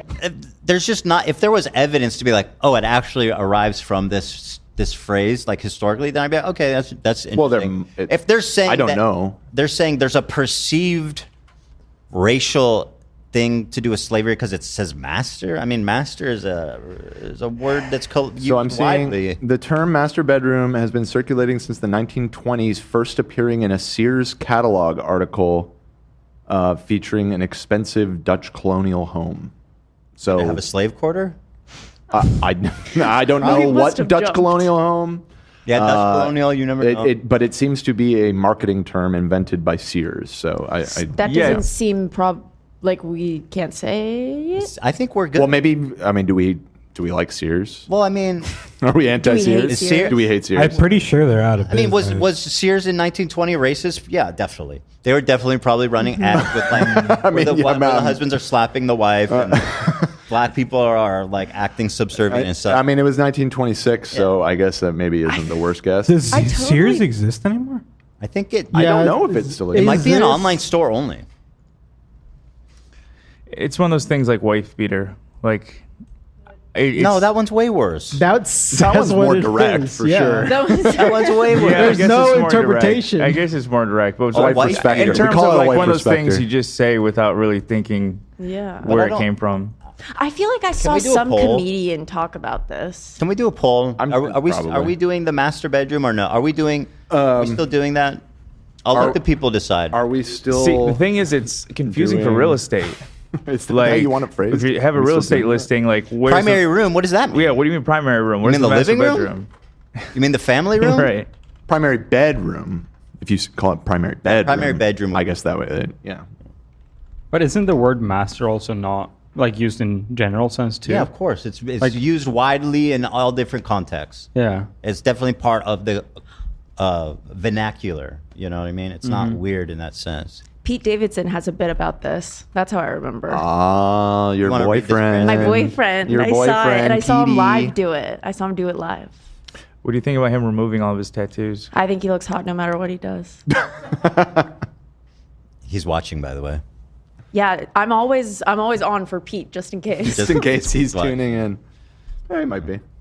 53K. What are we Could've been saying? one Are of we them. doing the poll here? Are we doing? I wasn't. The That's two. phrasing Yeah, of that you course, gave me had me feeling like Are we were we in headed towards a favor- bad poll. Are we in favor? Are we using the term master bedroom? Are we using the term master bedroom? I just say it's my room. Yeah, I think a master sword. What's next? You want Zelda to change the name of his sword? His name is Link. Primary sword? His name is Link, not Zelda. Zelda is Okay, the Link, princess. fine. You know what I mean. Sorry. I apologize. You know what I'm saying? Okay, the poll is up. Yeah, I'm Grandmaster in Marvel Rivals right now. Does that mean? That's fucked up, love. Wait, you're past Celestial? No. Oh. The season reset, It so I'm in a reset. low rank He now. got knocked back down. Oh, that sucks, dude. I'm sorry. So we're looking like about 26% say no, Yes. to 74% say yes. I love our audience. You know, you guys, you're very reasonable. We got to put our foot down on some of this. You know?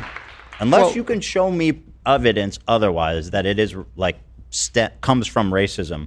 I am sleeping in my master bedroom, God damn it. Fair enough. Fair enough. We'll have to take it up with Sears. I'll take it up with customer support at Sears. Let's see what else there was.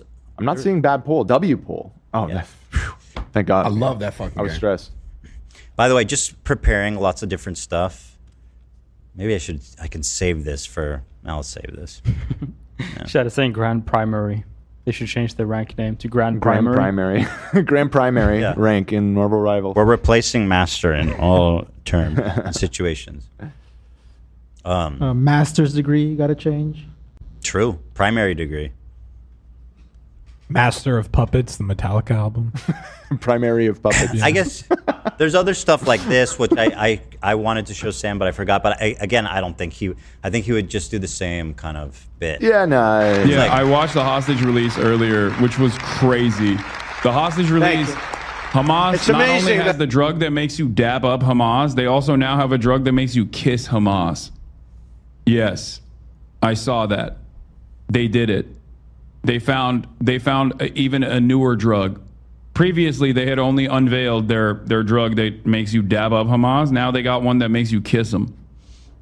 It's crazy. He's talking about Hamas I like that, propaganda. I like video. that both you and Hassan call it dabbing up. Because he knows. He spent enough time with me. He knows what dabbing is. I rubbed off on the guy. That's good. We have common ground. We can connect on that. And that you both say it wrong? We can dab each other up. Well, he dabs, I dab. Dabble in a dab. I think Sam, again, he's talking about these Hamas propaganda videos they put out and basically, making fun of the hostages and saying like, oh, they loved being in captivity. They loved their captors and all this kinds of stuff. Sam would have said the same thing. He's like, who cares? Who cares? I don't need to talk about this. There's a genocide in Gaza. It's like, okay. Well, I don't know how the conversation even would have wound up there, but again, it's no shade. It's a tricky thing to no shade to Sam. to talk about it. To talk about the conversation without talking about specifics of what you've taken issue with Hassan specifically, but it seemed obvious that he didn't really want to go there. So, yeah, it's no shade. I was a little catty with the way I said that. I didn't mean that. No shade. No cat. I'm just seeing what else I missed here. 70% of Israelis want Netanyahu to resign. That's very interesting.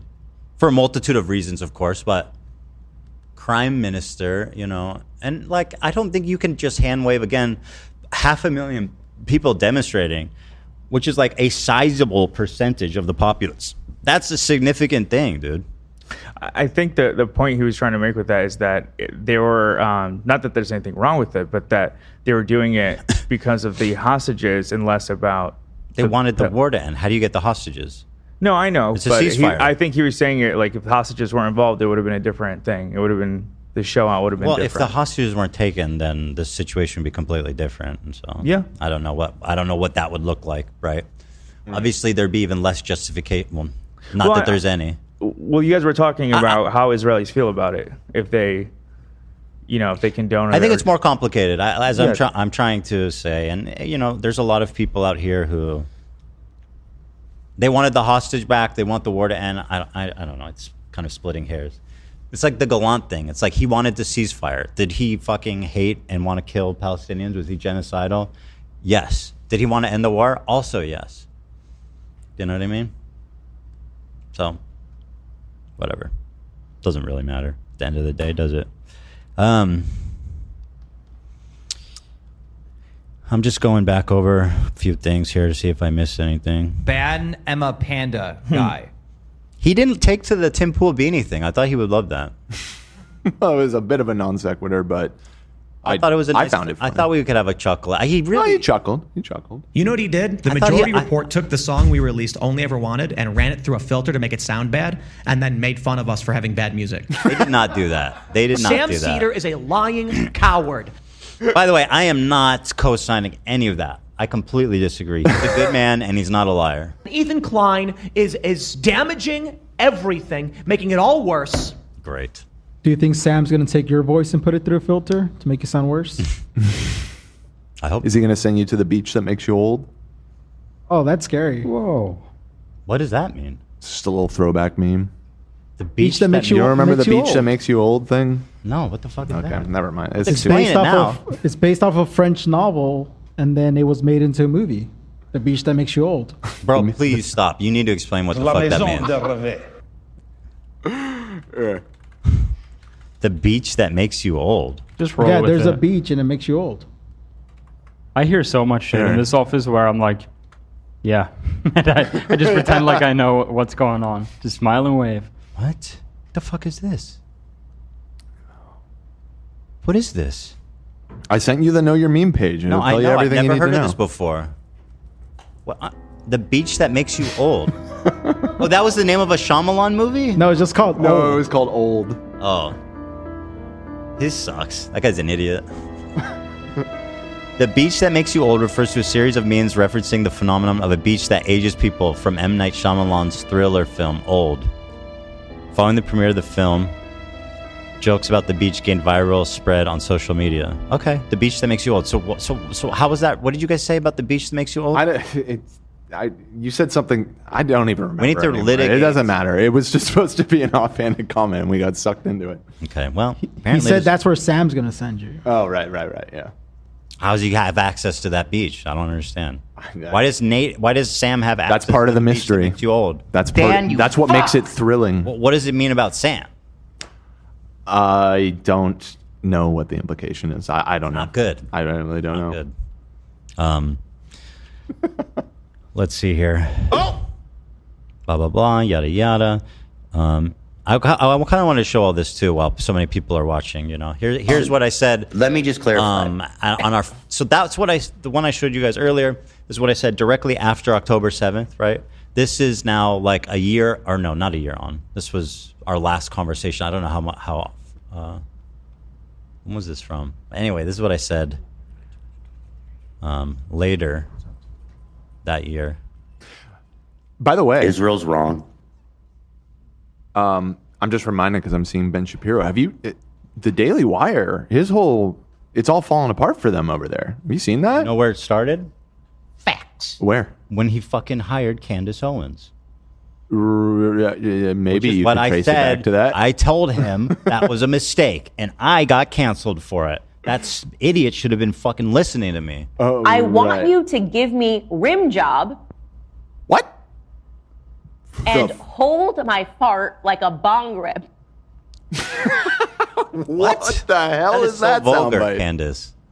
Hold my fart like a bong rip. I have everything in here. I've never heard that before. That's quite an image. Yeah. But most tragically, it apparently happened a couple months ago, but I only saw it recently. But the female version of Ben Shapiro, Brett Cooper, I believe her name is. They're out. Gone? They're gone. I saw a video of her crying, but I haven't watched it. I haven't seen that either. I was just reading about, I guess, the CEO guy resigned or stepped down, and they're losing all their talent. And I always thought Brett Cooper was like times over there. Dr. Jekyll and Mr. Hyde. Like that was what he looked like. I did too. His potion would kick in at night, and he would do Brett Cooper's show. The settlements should be removed. Netanyahu's a war criminal. I fucking hate him and his whole cabinet. They're genocidal, absolute psychopaths. Fucking despise them. I think the Palestinian people, I think the blockade needs to be lifted. I think that Israel is indiscriminately bombing Gaza. This indiscriminate bombing of Gaza is fucking horrific and horrible and absolutely destroys Israel's position. I don't know what more I can do to try to empathize. This is what caused his community to turn on me in this conversation. So that's I don't think it was this specific conversation. This conversation. Why they call me a genocide supporter. I mean, I don't know what else I can say. You know. When Hassan's saying in this conversation, you call like Jewish Voice for Peace capo, which is like not, I never said that. I still hear people saying I said that. And then there's also, again, if you go back, there's me talking about on various podcasts, but going back to even May 2021, I had this post on Instagram 2 years before October 7th happened. When frankly, a lot of these activists probably didn't even know where Gaza was on a map. The Israeli government's making me sick. Even if Hamas operates out of civilian buildings, it doesn't justify the total destruction of that building. It's inhumane. Netanyahu's a piece of shit warmonger and needs to go. As a dual citizen, I love Israel and the Israeli people. That is a government that actually believes in peace and not force and violence. The ultra-right Jewish settlers are among the greatest provocateurs in the world. They are shameless and hateful, fueled by religious zeal and enabled by the Israeli government. I wish the settling and repossession of Palestinian land would stop. Wish the bombing in Gaza would stop. Gazans deserve to live a life free of fear. For all of the crimes Hamas has committed, we must always remember that they are not Palestine. The Israeli government holds all of the power, and it's on them to stop the violence and show a true willingness for peace. That is what I said 2 years before October 7th, and I have remained consistent in my beliefs. You just won't find me contradicting anything here, despite people always go, they'll accuse me of being a genocidal, but notice they won't really ever provide evidence. No, hold on. He said, "Don't do that, Ethan. Don't call them capos." The implication is clear. He's saying I called them capos. He's the one that brought that word into the fucking conversation, which, in my opinion, was so gross. If I remember correctly, he was saying that there are Jewish people who feel a certain way, like Jewish Voices for Peace, and you said that doesn't mean anything. The Nazis had collaborators, and he said, "Don't do that. Don't." Compare them to capos. I didn't compare them. He didn't even let me finish my fucking point. I was saying that you can find a group from any minority group to agree with any position you have. It doesn't mean anything that you have like a token of whatever minority group or whatever majority group. It doesn't matter to tell you what you want to hear, because there's going to be people that agree with you in every community. That's just how life is. So I don't like the idea of being like, talk to this Jewish guy. It's like, well, I'll listen to a non-Jewish guy, you know. He's like, if I'm not getting through to you, then only this Jewish guy should be able to get through to you. And it's like, well, that's kind of nuts. Yeah, and now people say I call Jews who don't support Israel capos. I see that all the time. I mean, it's insane. Which is not true, of course. Otherwise, I'd be one. Now, can I hit you with this slight non sequitur? It's not a total non sequitur. There was a donation from Olivia Johannes, who is a 31-month member. Thank you for your support. At my corporate job, we can't use master resume or headshot. Has to be primary resume or staff portrait. What's wrong with headshot? Because that's why I'm bringing this up. Like a gunshot? Why? Clearly, it's a photograph. It's a photograph. It's a headshot. Taking a shot. That one is. Why are we doing this, people? So they can't say headshot and they can't say what?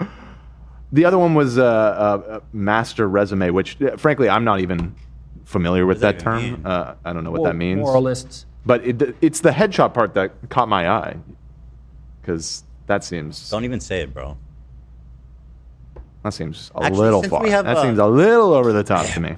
I was planning on ending the episode after the debate, but honestly, there's so many people watching. I think it'd be a shame to not continue to have some fun here. Well, we're at we don't have that much time left, we're at 3 hours and 1 minute right now. So let's have a little fun here. 30 minutes. I knew when you said it was going to be a short episode today that you were a liar. That was a lie. Yeah. I never lied, Dan. Not intentionally, anyway. You guys want to talk about JoJo controversy, or you want to talk about mini Goss talk? We need more time. Which one is more light? Which one's more fun? The Goss talks. Blake Lively and Taylor Swift are. That's super quick. I could do that one. This headline that Olivia wrote: Blake Lively is down one dragon. That's right. Khaleesi lost one of her dragons. No, just like the show. Travis Kelce, he unfollowed Ryan Reynolds on Instagram. I did see that, and I am on their team. I fucking hate that dude. All right. We don't know what it means. He's annoying. We just know that it happened. That's all we know. I stand with Kelsey. Are they going to get married and have kids, do you think? I think so. I don't know. Good for them. Looks like you know. Travis Kelce and Taylor Swift? Mm-hmm. Yeah, I know. Yeah, I'm rooting for them. For not being parents. It's got to be hard to maintain a relationship with their lives. The chat's saying they want JoJo, but frankly, too long. Do a poll. No. As long as we need. We literally don't. An hour and a half. That's like a fat segment. That's going to take. You guys don't. Well, we could start it. There's a lot of media from it. We're doing a poll. No, Ethan, just save it. Save the juice. Save the juice. Save the juice. I promise. It's going to be really good. Let's do it on Friday with You think it's an Hassan. hour and a half? I think so. Let's save it for the show. Nate suggested we do it on Friday with Hassan. get his Oh, take. he'd love it. I Good have icebreaker. I have something I want to talk about real quick. Okay. Ethan, I sent this link if you don't mind opening it. I got you. I'm opening it. It's my H3 wiki page. I'm not even that familiar with this website, but if you scroll all the way down, Clout Goblin, AB's Burrito, Flocka, they have everything. Holy they have shit. everything. If there's one at the bottom that's for advocacy. Activism? Yeah. Okay, so right here. See the flag? This is the mural at the University of Michigan Dearborn where I went to college. And when I was president of the Arab Student Union, I petitioned to have the Palestinian flag added to this. And it did. It eventually was added. This website... Is it in this photo? It's in the bottom left. Oh, I see it. Yeah. There it is. So if you read the description right here, it says that the Palestinian flag was initially there, and I fought to have it removed. Wait, what? Where does it say that? What the fuck? Yeah, it's Did someone? It's the last paragraph. One of the most notable. Oh, that's someone just vandalized this. Well, this is a wiki. Anybody can edit it, right? Yeah, and this isn't. That's Go in there and insane. fix it. One of the most notable attractions of Dearborn's Get campus Throst on this shit. is a vibrant mural depicting the world's national flags. When the mural was originally commissioned, the nation of Palestine was included. AB consistently petitioned the school's administration until he achieved the removal of the. That's so fucking and insane. these are the people I'm talking about. These are the people. These are they the ones don't, who don't give a fuck Yeah. about Palestinian people or the truth or about what I actually believe, what you actually believe, anything. Yeah. They'll go to this wiki page and say the opposite of what you did. It's crazy. That's crazy. Well, obviously, someone's going to fix that. Yeah, no. I just seeing examples like this. Can I ask how you found this? Reddit. Oh. I get notifications. Googling. I get notifications on this. I check it every day. Yeah, Yeah, it was on Reddit. Someone posted it like 15 minutes ago. I miss AB's Burrito, man. It's good times. Good times. What can you do? This is a good lore page. Oh my You God. got a lot of good stuff here. To fucking edit with you as the burrito. This is, yeah. This was a good time. Oh, God. That was a pre-Chestnuts era. So true. Chestnuts Pre-button era. over, open fire. Apparently, I'm being told. Go. Do you still have that open? I can reopen it, surely. Go to the top of the page.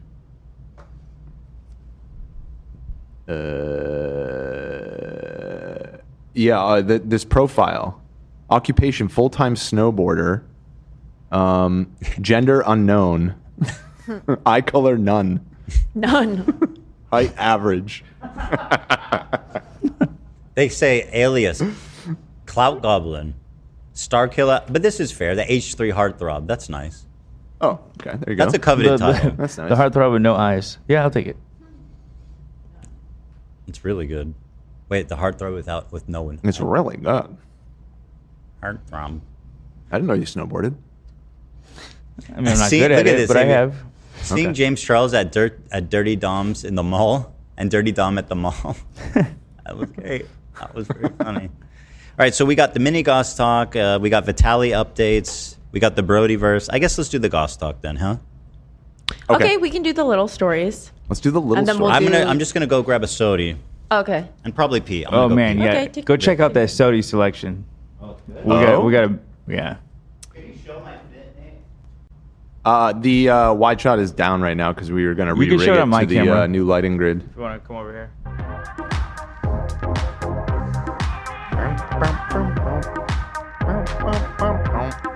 My NDI is frozen, but you're right. Oh, you see it. Culture used to be the backbone of the What was that resistance. move? Oh, what's that? So this is to catch a fly. It's just dish soap, and when the fly comes close, it gets close to it, you just pull it up. I used to do it when I worked at a restaurant. Oh. Wait, we don't have flies back in here, do we? I saw a single fly and I asked it immediately. No, I saw that one. Yeah. He was pretty They're big. trying It is a to. fat ass fly. There's like a area in our parking lot that has a bunch of flies, and they just like always kind of buzzing around there. And I've been so worried about them like somehow migrating into the building because that was such a saga when we got like infested that one summer. Oh yeah. Yeah. Oh hopefully that won't happen again. Sometimes I think about that summer because I don't know religiously what Muslims think about killing flies, but if it is a sin, I'm going to fucking hell because I was a fly terminator that summer. I had that salt gun and I fucking... Yeah, we were all getting a lot of negative karma that summer. I was like Anakin, man. I was like the women and children too. No. Give no quarter to flies. Somebody in the chat. No quarter! Thank you to everybody that's been donating today. There's a lot, actually. I can't possibly hope to get to all of them, but I do see y'all. I do appreciate y'all. I'm opening up my spreadsheet right now to maybe at least touch on some of the big boys that came through. Give me just a second. Somebody cover for me while I get this open. Okay, so Vamp. Okay, Olivia, give us a little teaser about Gostalk. Girl, what? Olivia said, man, it's pretty heavy to follow up with Gostalk. I turned to AV and I just whispered, do you think we should still do Gostalk? And he just goes, Olivia, tell us a little bit something about Gostalk. Oh my God. Dan's like Vamp, and that's the best I could come up with. You want me? I can do it. No, it's fine. Okay. If we're gonna do it, we're gonna do it, I guess. This is a good opportunity. We got a lot of people watching this episode. Hi, you should guys. show them, do your thing. Hi, everybody. So I was going to read some super chats, but I'm now seeing that the vast majority of them are either yelling at Sam or yelling at Ethan. Yeah. So I don't really want to do that. There's a couple. So we still appreciate your donation if you are one of the people that were yelling at one of the two participants, but let me see if there's any that are unrelated. There's here. a couple of recent ones here. Okay. Here's a good one. Proud of Lena for doing what's best for her. Now, how do I get a refund for Creator Clash? No comment. I'm sure there are ways. You can figure it out. I'm sure you can figure it out. Google it. Also, opinion on Andor Season 2. I think they released more episodes last night, which I have not seen yet, but I watched the first 3, and I liked them. It, like the first season, starts out kind of slow. So I understand that the show is a slow burn, and so I want to give it more time to make my judgment. I feel like the first season started out pretty slow too, but crescendoed into what I thought was one of the best seasons of television I've ever seen. So hopefully we'll get that again in the second season. I don't know if anybody else is watching it though. I seem to be the only Andor head in the. No, I've liked Andor. I didn't watch all of it the first season, but I want to get back to it. I feel like every episode was better than the last. I liked it, but I don't really remember enough to watch the second season. So now I know I got to watch the first season again, or at least a recap, and it's kind of like a mental block. So I haven't really. Right. There's pretty started. Good. There's probably like a 15-20 minute. Usually there is, yeah. Catch you back up. Yeah. Yeah. Okay. Let me see if there's any other relatively neutral ones. Here, I like this one. It is related to the discussion, but here, Gunhaver said, I think Dan won. Thank you. Thank you so much. I'm so happy to hear that you feel that way. What else? Blah, blah, blah. Oh my God. Y'all are just... Let's do it. Y'all are just slap fighting in the... I guess I should be thankful for all the donations, but usually people... Well, I was going to read super chats, and I'm realizing the vast majority of the super chats were people either yelling at Sam or yelling at you or yelling at each other. Really? Yes. They were fighting? The super chatters were fighting? Yes. So...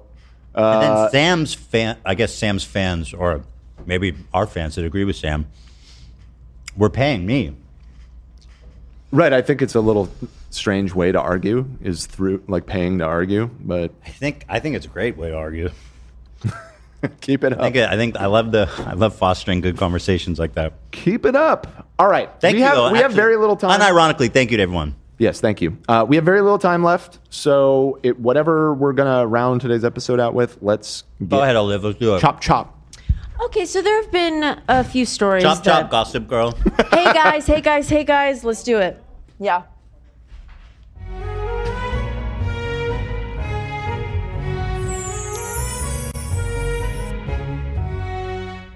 Hello, everybody. Yeah. Hold on. Wait. I thought I did really well. You didn't even smile. I did, big.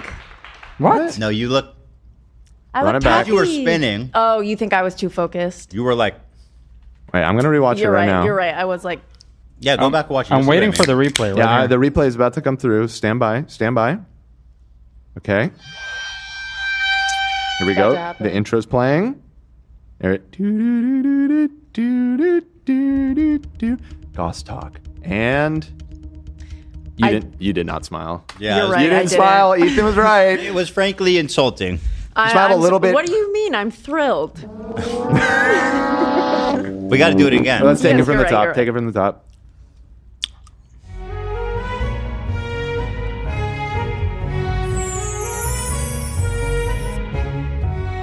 Oh yeah, look at that, man! Wow, You are that's powerful. You are radiant today. Amazing. Okay, so we've got a couple quick stories to talk about because we Mhm. haven't had Goss Talk in a second. So there's been a lot of chitter chatter about Ariana Grande and her boyfriend Ethan, who we know a lot about. We have come to Evil Ethan. somewhat of an answer, but there are clips that I want to analyze because we did have a disagreement in the office. This was months ago, but we never got a chance to watch it. They are, let me scroll to Goss Talk. It's from February, the 2025 Critics' Choice Awards. Thank is you, what I it's just labeled found it. at. Yes. Okay. Should I play? So she puts, or he like, she moves his hand off of her waist. And Interesting. people had something to say. They were like, Let me see. So like he went for her hand first, she moved it, and then she moved his hand off She of doesn't her seem waist. upset though. She does not. I think it might be that it's part. She doesn't want her hand that part of the costume or something. She is wearing a pretty elaborate dress, you're right. Go back. Let me see this again from the beginning because they're both smiling and having a good time, presumably. Mhm. And you're She's doing touching well with him. context clues because the answer that we got is that they were seen together a few days ago, but I still want to go through these clips. Sure. I don't see this one as Got it. indicative of anything. This was the biggest one. Really? Yes. Damn, y'all fucking need a Wait, you're life. giving Ethan such a pass. When I said that I didn't think this was anything, you thought I was Well, because nuts. now we have an answer, so I'm a little bit less. I'm always ready what's your for take? anything. My take when I saw it was just like she did push him away twice, which is Twice? like if I did that to my boyfriend, I would probably just be like, "Oh, was that mean?" Wait, twice? I don't see it. Are you counting once. this as the first push? So the first push in my brain This? to go back is when she's talking to him and she like has her hand up and then he like kind of goes to grab it and then she moves it. I'll say something. I find the way she's touching him right now to be very. It's just not the way I would touch my significant other. True. They are also, I agree, they are also being watched. And True. there is a lot of, there's like a lot of hatred around them as a couple in general. Because They're both actors. They are both actors. They're looking at each other like they just saw each other for the first time in a year or something. Yeah, it's been a minute. A lot of the comments were like, wow, when you like run into your colleague. Or maybe he's seeing her outfit for the first time. No, they must have arrived together. Yeah, doesn't it look like he's like, oh, hey. Yeah, it looks like he's looking her up. Like, looks awesome. Oh, true. If He that- said you look amazing. So then this is totally, they're all absolved. This Oh, you makes think? sense. The touching makes sense because he's trying to look at her or she they're good. He's admiring the costume. I think that that's a great analysis. Slam dunk. Yeah. Dan, I think that's a great analysis from Ethan. Thank you for pointing that You out. got that, Dan? Dan, your thoughts?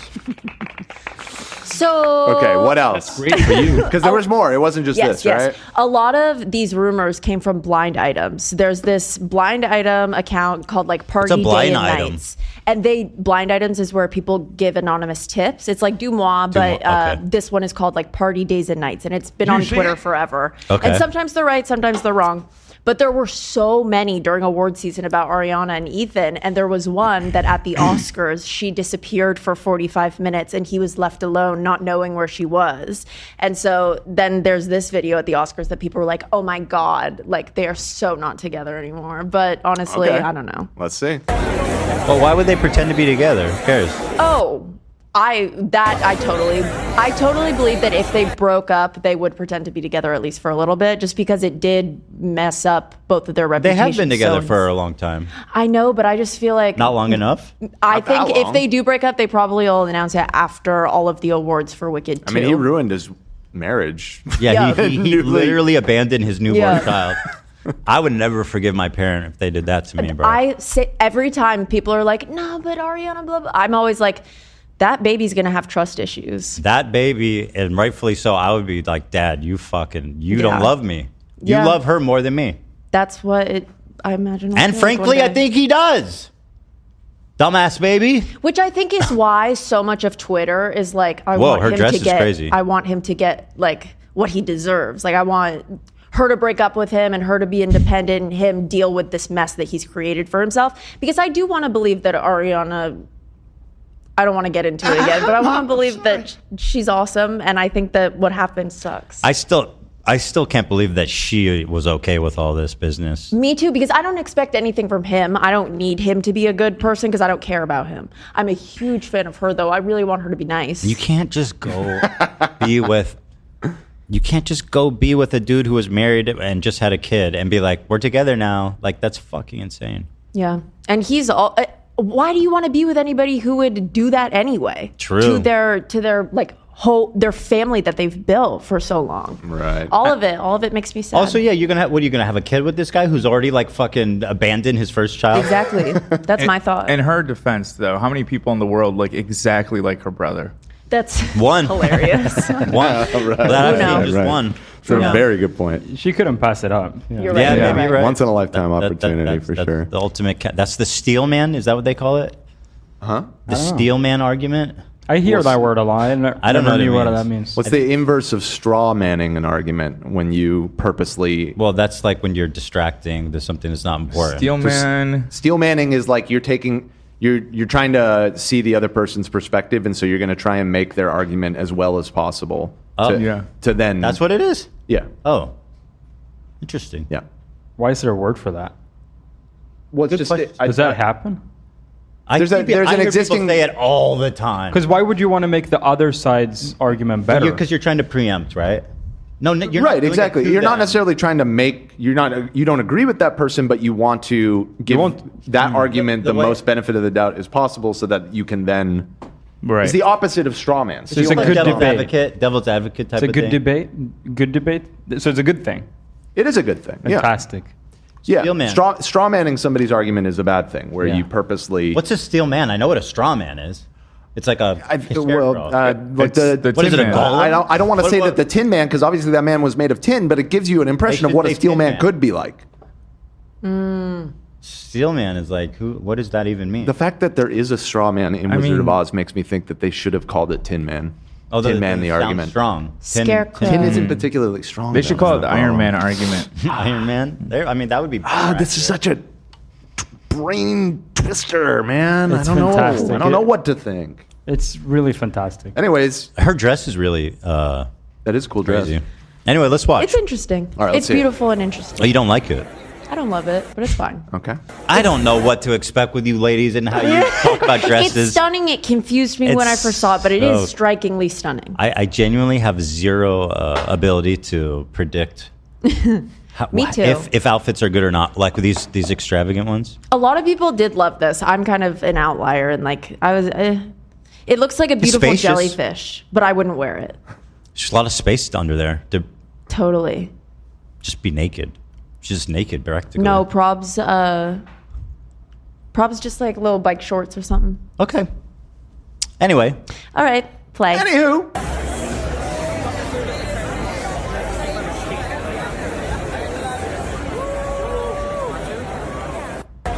what? Wait, what? That's what was I literally- supposed to I don't know clean what I'm from looking that at. clip? A lot Bro, of people what? had a lot of stuff Play that to say again. about I'm this just as well. let me. Pair this with the blind item that she allegedly disappeared for 45 minutes and he had no idea where she was. People were like, "Oh my god, She could have been everything's gone over." for a million different reasons. Wait. Also, at the it's- Oscars, did she Yes. not perform?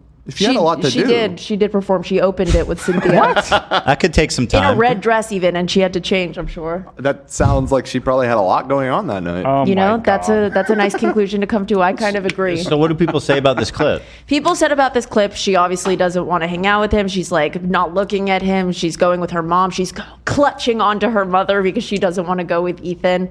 I think that all of that is kind of jumping to conclusions when I was speculating whether or not they were together, just because like if everybody's talking about it, I'm interested.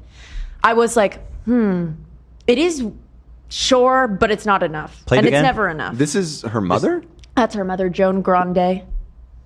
She looks just like some famous actress because that's who I thought it was. Liza Minnelli? Oh, maybe? She does look like Liza. I think you're thinking of the person from Arrested Development, Dan. The mom? The other Lucio. That's Lucio. Liza. That's Liza. Maybe that's Okay, who I you're was right. thinking it was. Yeah. Can you play it? I'm failing Okay, to yeah. see anything off about this. Even in like the most like Yeah, they seem totally fine. parasocial way. I don't know. Yeah. That's, I I literally think it's more interesting how people perceive this as being like, oh, they fucking hate each other. So someone in chat said they seem distant, which was the sentiment online, but like everybody was saying it. What's the time difference between this clip and the last clip? This was the Couple minutes. Oscars. When did the Oscars happen? It was in February, I want to say, right? March 2nd, 2025, and the clip we watched earlier is February 2025 as well. Wait, yeah, it was February, and then March. Thank you. The chat's cracking me up. I'm having a hard time here with this specific clip, but surely there's more, right? So no. No, that's Wow. So they were spotted From together those for two the clips, first time. the internet concluded that That they they're were no done. longer together. They're done. There were blind items that they had broken up. That like it wasn't just a blind item. Well, that that's she interesting because I disappeared. feel like that's a good demonstration of the power of suggestion. Correct. Like if you're going into it with, like you've seen this blind item or whatever, and so you think, oh, they're broken up, and then you watch the video, you're gonna read into that however Yes. you want. And that's the complicated issue that I came here to teach today. Oh wow. Yes. Wow. And I'm glad that you What a all good got lesson. there. You Is guys there all another found your one? way. So the other day they were spotted for the first time together in months since like awards season. And they went to Little Shop of Horrors, Ariana Grande's best friend from she was in a Broadway show with her called 13 when they were teenagers. She's starring in it right now as Audrey. And she went to see her and she was photographed. This one? Yeah, if you scroll through, Ethan's in there with them. And everyone's like, oh, they're together. Oh, so yeah, because she could have completely gone to that alone Totally. without any eyebrow raising. Or taking a photo with him. Yep. Right. GG. However, They love okay, each so other one of dearly. the blind items GG, they're in love. before Let's go. the video where she like moves his hand off of her waist, specifically what it said was that Ethan was upset that they weren't making more public appearances together. And then that clip came out. So then people were like, And what's their evidence that he's upset? That there was no evidence. So how do you get confirmed for a blind item? Could I send one in? You could send one in and they would post it.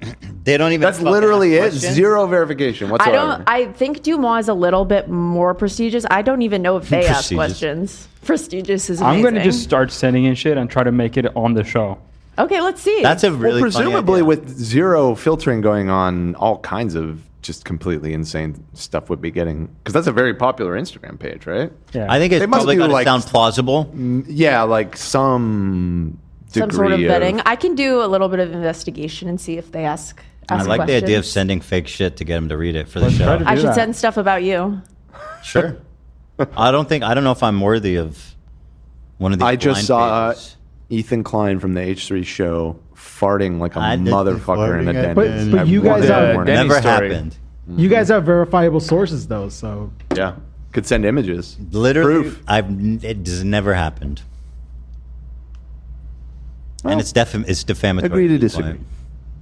Agree to disagree. Okay, so is that everything, Olive? That's it for the Ari story. If we want to, Let's do the other one. you want to do JB? Yeah, fuck it. People are still worried about JB. So I'm going to grant him grace, if I'm honest. Okay. People are being really mean. And you know me. I do not like the way he treated Selena Gomez. I think that he is going through something right now.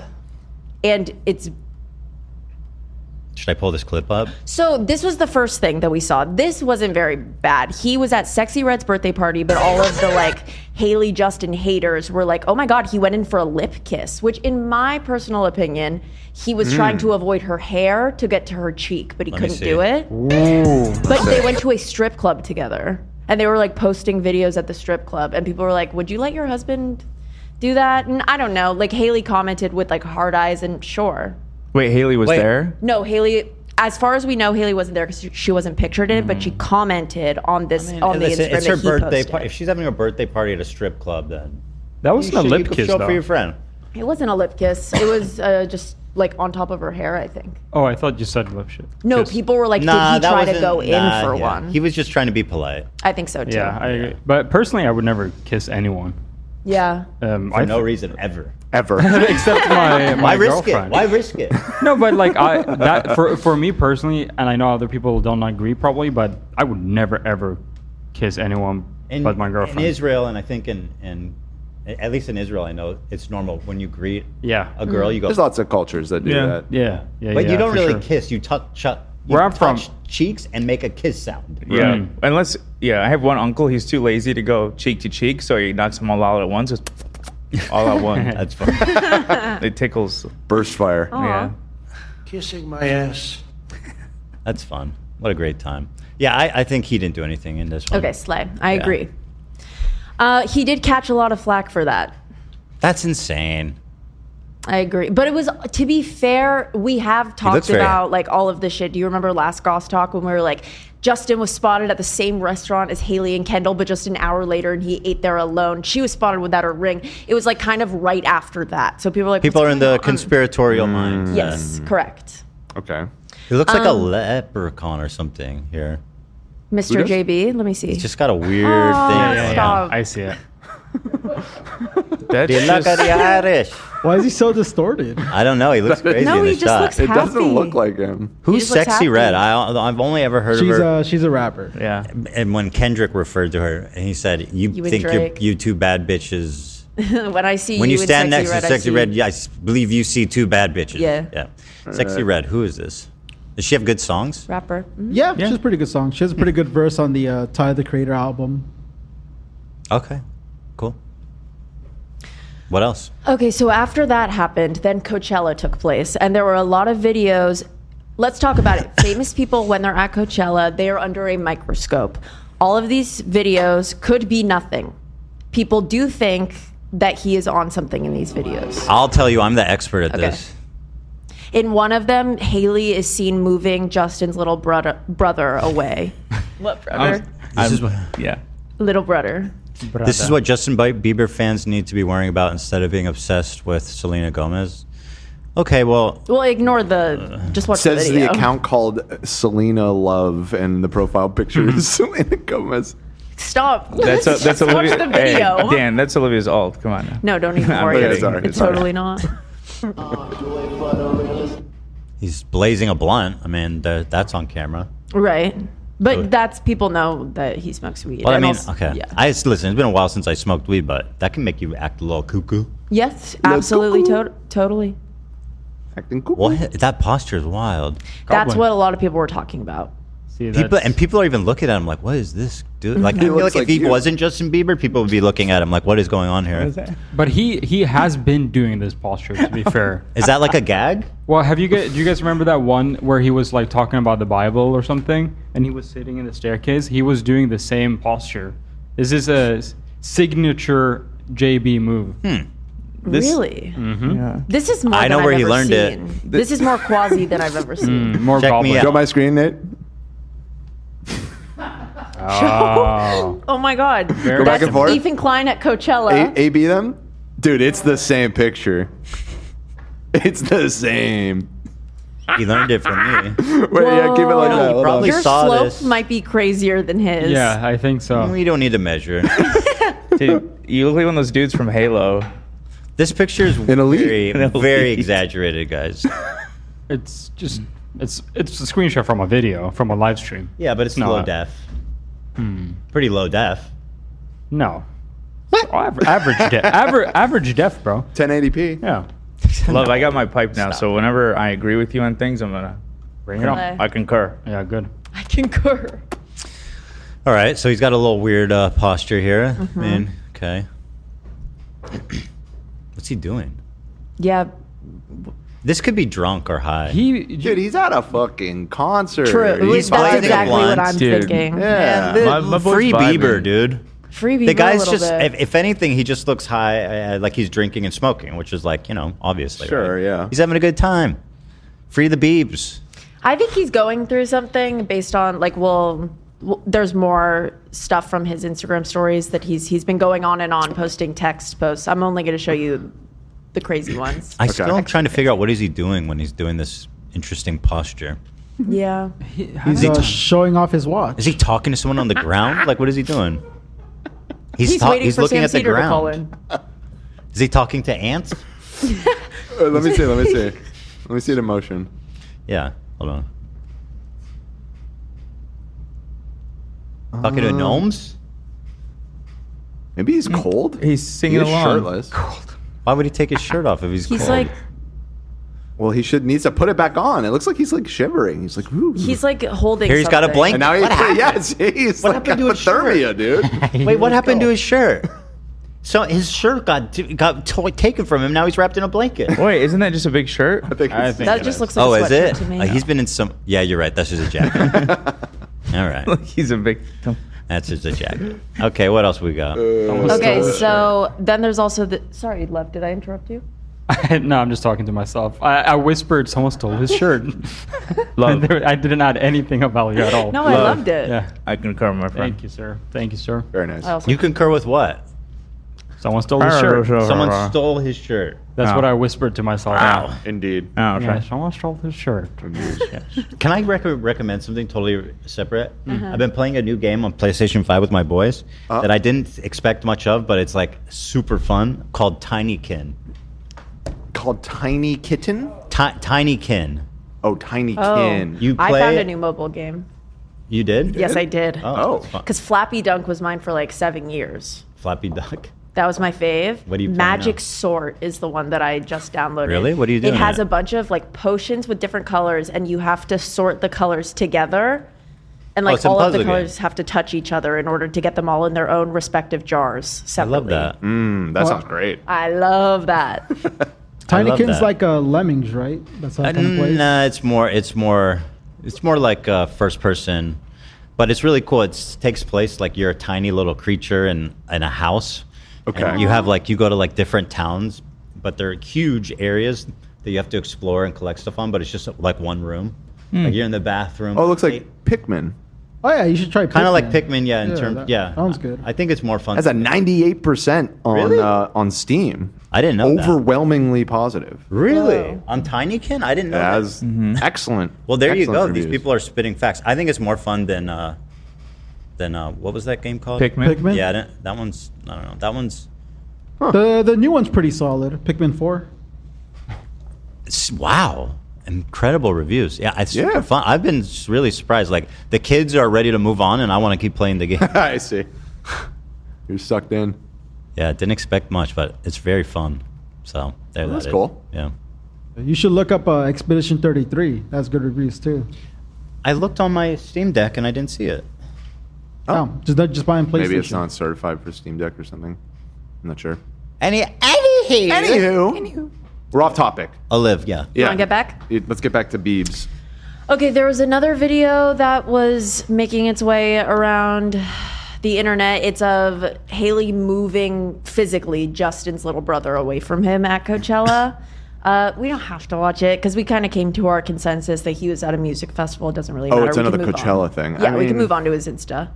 Okay. So after Coachella, a lot of people, the internet was worried about him speculating, and Justin posted how everyone is jealous of him and Haley because they are up right now and they are going crazy. This is one of his poems. This is one of his Oh, he just needs to text stop posts. doing this. He's posted a lot of them recently. What? You want to read it out? I can read it. Why does it look like this? I know, right? It looks like a photocopy. Deep fried. He did a photocopy. I He don't know did, how he he- did this at Xerox. This is his journal. He went to Kiko. Is that what it's called? Kinko's. Kinko's. Yeah. He's using like an app that does this. I know because I have a friend who does quotes on Instagram. Interesting. I love those friends. Shout out Writing to Inspire. The feeling of guilt can be relieved. How? Not by going to church or reading your Bible. I love how in his poetry he does it. He just says "you're," like you are. You're. But just receive that God but just or reading your Bible, but just receive. He's misspelled this, right? He's known to have spelling errors in his Insta. Just sometimes. receive that God forgives. The message is forgiveness. Jesus forgives. Who the Probably culture. The culture never forgives.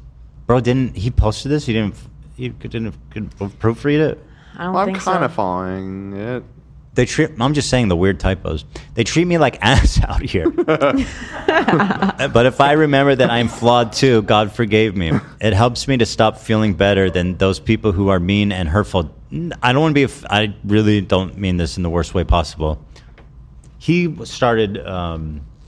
He became an artist at a young age. Yes. Yeah. Did he finish high school? Probably not. I assume he traditional probably Giving was didn't finish high not school. traditional. Yeah. He probably got like a homeschool. I can tell. Yeah. And the word, and not in an offensive way. Just He's talented in other areas. definitely. Yeah. Like Orchestra. Like playing the orchestra? drums. Wait, whatever happened to that? Did that conversation? It's still in. It's happening. Oh my- You're taking point on that? Okay, good. We never. Oh. It was a members app. That's gonna be I don't big. even think people He, know. he received his diploma from St. Michael Catholic Secondary School in 2012. Slay. He did finish high school. Completed the required coursework. Good for him.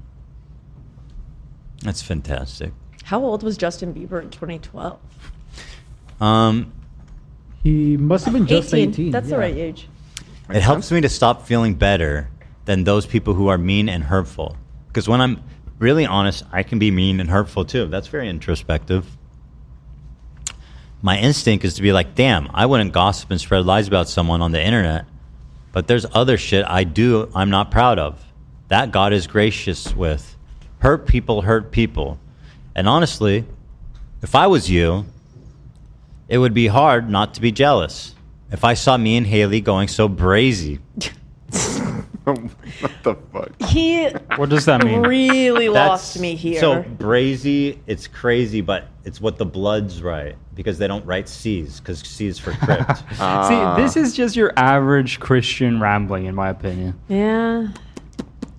Overcompensate. I think using brazy like that is kind of brazy, frankly. I think it's brazy. embarrassing a little bit. It's really up for us, and that's understandable why people can't stand it. I don't blame them. Okay. I just feel like I don't know. I used to have like a few like actually practicing Christian friends when I was younger, and they just be saying shit, bro, just like this, like things that don't really make sense about This religion does? about forgiving and whatnot, right? And introspection Yeah. and all that. but the part about like What the fuck me is and this? Haley are up right now. We're going brazy. It's like, does that really belong in here? I don't know. Oh, why is this? Is this real? Yeah, she did some But sort why of does this hat segment. look like that? The hat's moving. The hat's on the string. It's moving throughout the. Huh? Yeah, How does it stay on his head? It looks Maybe like he it's didn't not. want to mess up his hair. But it doesn't Oh, look I like think it's on you're his right. head. It's like floating. Yeah, it's on like a stick. You know what? Don't mess with the hair, man. What the hell? Okay. Well, yeah. No wonder he doesn't know shit. Fucking look who the provost was. There was one time he was on David Letterman. He was like 16, so give him grace. But he had just gotten a tattoo, and he was like, "It's the 16 Chapel," and The 16th. And he was like, "What?" That's He- awesome. And then he like grabbed his tattoo, and then it became a controversy. Why? I know. Okay, you want to keep reading? Did we finish it? We finished that one, but then there was We'll one do more. one more. There was We'll do one one final more. link in here. Did we read The Lion? No, we haven't read it either. Of Oh, these. this is the new one. Yeah, this is the new one. All right, you ready? This one, right? Mm-hmm. Yeah. Justin Bieber says he won't leave LA over paparazzi. You think I'm going to get bullied and leave when my influence is most needed? Are we going to let these fuck boys keep treating me like shit and not change laws? People have had to die because of this shit. Princess Diana is the first that comes to mind. Shake my head. I mean, yeah, dude, there's no question this guy gets absolutely So harassed he's by it. specifically about being harassed by. So I'm paparazzi. going to show you this video. He was seen and recorded at like a coffee shop a few weeks ago, going up to the paparazzi saying, "You just want money, money, money," and like doing this all around. And people were like, "Oh, is he okay?" I mean, I understand getting angry about that. Yeah. People Yeah. people aren't meant to be that famous. I know. Like everyone in history who's been that famous has kind of lost their mind in one way or another. I can't imagine. So scary. Sadly, it's an Ollie London tweet. Oh my Ollie London? I missed those Ollie! days. Randomly screaming What is that, in the Zach? office. Ollie! Ollie London. What is that? I don't know. I can't. Whoa. You don't know. It just, That's I just rare. paused it on. It must be a shitty watch. I don't think Zach so. doesn't know about it. It's hard to say though. It's hard to say. Justin, okay, let's watch. Money, money, money, money, money, money, money, money. Money, get out of here, bro. Money. Give him money. All you want is money. Go, get out of here. All you guys want is money. Does he just walk around with his shirt off like halfway? He should like that. Is that a look? I don't know. Kind of. It looks like I he mean, just like, finished breakfast. I he mean, my looks God. good. It's like maybe like at the basketball court. No, he just Getting finished off. breakfast. It's hot guy shit, dude. Yeah. You wouldn't understand. You said he just got out of a coffee shop. He's Well, going he's walking one. into one. it With his looks like. shirt half off? Yeah. That's some. It's a sweater, first of all. But but you can see Second of all, his skin.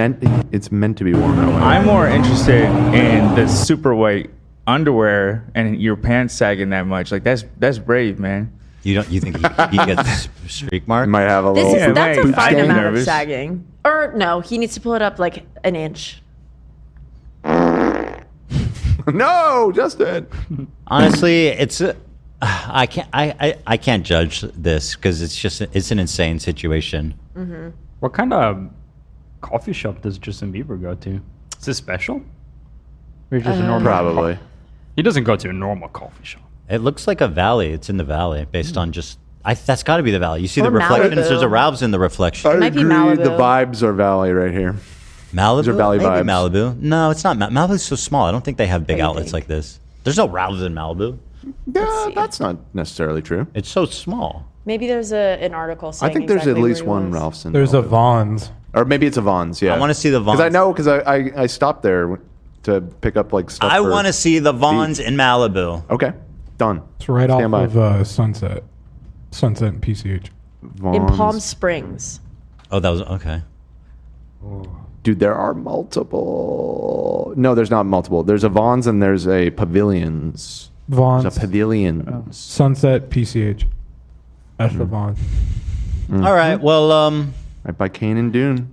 I found another video he posted 5 days ago of him just walking out of his house. It seems like. oh man, this has to stop. So it looks like he's being harassed by. What's the deal? Are they like going particularly hard on him lately? It seems like it. Probably because of this. Yeah. Yeah. Watch out, watch out. Coming out. Hold this right here. Let's go. This way, guys. Watch out, guys. Watch out, watch out. Look at these guys, man. You guys are so weird. Straight up. Look at these guys. Guys, can you back up, please? Look at these guys. This is watch insane. out. This is crazy. Good morning, Kanye. Yeah. Shut the fuck up. Look at these guys. That gives man. this. Look at these guys, man. Yeah. He needs to hire like a Cody, man. I'm going. You can go ahead He doesn't need these guys saying back up, back up. He needs someone saying I'll stab you if you don't back up. Well, they Speak kind of, up. I don't know. I think they hope for that and then they get the sue. You know what I mean? Yeah, that's a lot. That's like definitely like Britney Spears, Princess Diana level of Yeah. paparazzi obsession. Interesting. Leave Justin Bieber alone. Yeah, it's hard to be too hard on the guy, knowing like Yeah. what his life is like on a day-to-day basis. Yeah, and then a source told Entertainment Tonight last week in response to a lot of people being worried about him. They said, Haley takes mental health seriously, but does not think fans should be concerned about drug abuse issues. Justin has been facing some difficulties in his personal life with mental health issues. Haley is supportive and trying to work through things with him. Haley and Justin are continuing to focus on their relationship and their son. Paying attention to rumors isn't a top priority, but they are aware of what's being said about them. So just sending love. Hope they're okay. If you know what I would do if I was like in this position of mega fame, you got to go outside in like a bubble of reflective. Just walk in a bubble of reflective orb. You walk in a reflective orb. They sell those clothes. You know what I mean? Yeah, You and JB both take to Insta stories. Yeah. You guys connected We have that a lot way. in common. We're both hot. Slay. We're both tatted. Totally. Both married to the hottest women ever. Yep. Totally. Yep. Both of you have a shaved head right now? Ooh, that's true. We both have shaved heads. my That's the. I think I shaved my head first. You think JV did it because he saw Ethan? He saw Ethan Klein of H3. Listen, who knows? I can't say that. Right. With certainty. Mm-hmm. Okay. Yeah, I would get in a giant reflective bubble. All that you saw was like my little feet coming out the bottom, and it has a fan. So you've seen these on Halloween where there's a fan inside, so it keeps it blown up. Oh yeah. So you just have like a little thing for your feet, and it's a giant reflective bubble. And so whenever you go from your house to the car or whatever, all they see is a huge orb.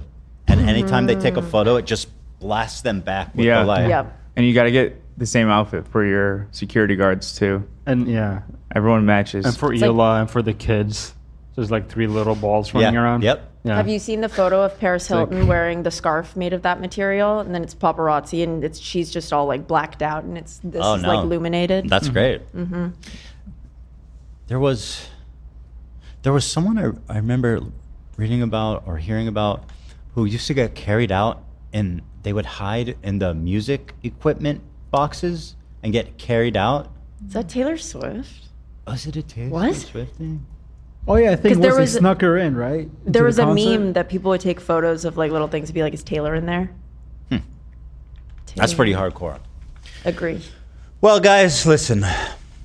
It's been quite the ride, hasn't it, folks? We'll see what the post-mortem is on that Sam Seder convo. I'm sure there'll be lots of hot takes, but again, I mean, I enjoyed it. And that's all. I do the show for you. Thank you. Hopefully our fans enjoyed it. Oh my God, very Ethan. least. Yeah? I'm so sorry. I looked up to see if it was Taylor Swift, and I found an H3 podcast clip about Taylor Swift and her suitcases to avoid We paparazzi. talked about it. You did. I remembered. 6 years ago. Okay, so I was Aw. right. I have a vague recollection there. Mm-hmm. All right, everyone, listen up. Tomorrow's for members. We love them. Thank you guys for all your support. Thank you for tuning in. And Friday, we are talking to Hassan Piker at 12:30. The main event. So everybody show up. Until then, y'all, great seeing you. Thanks for watching, and have a beautiful, blessed evening. Thank you so much.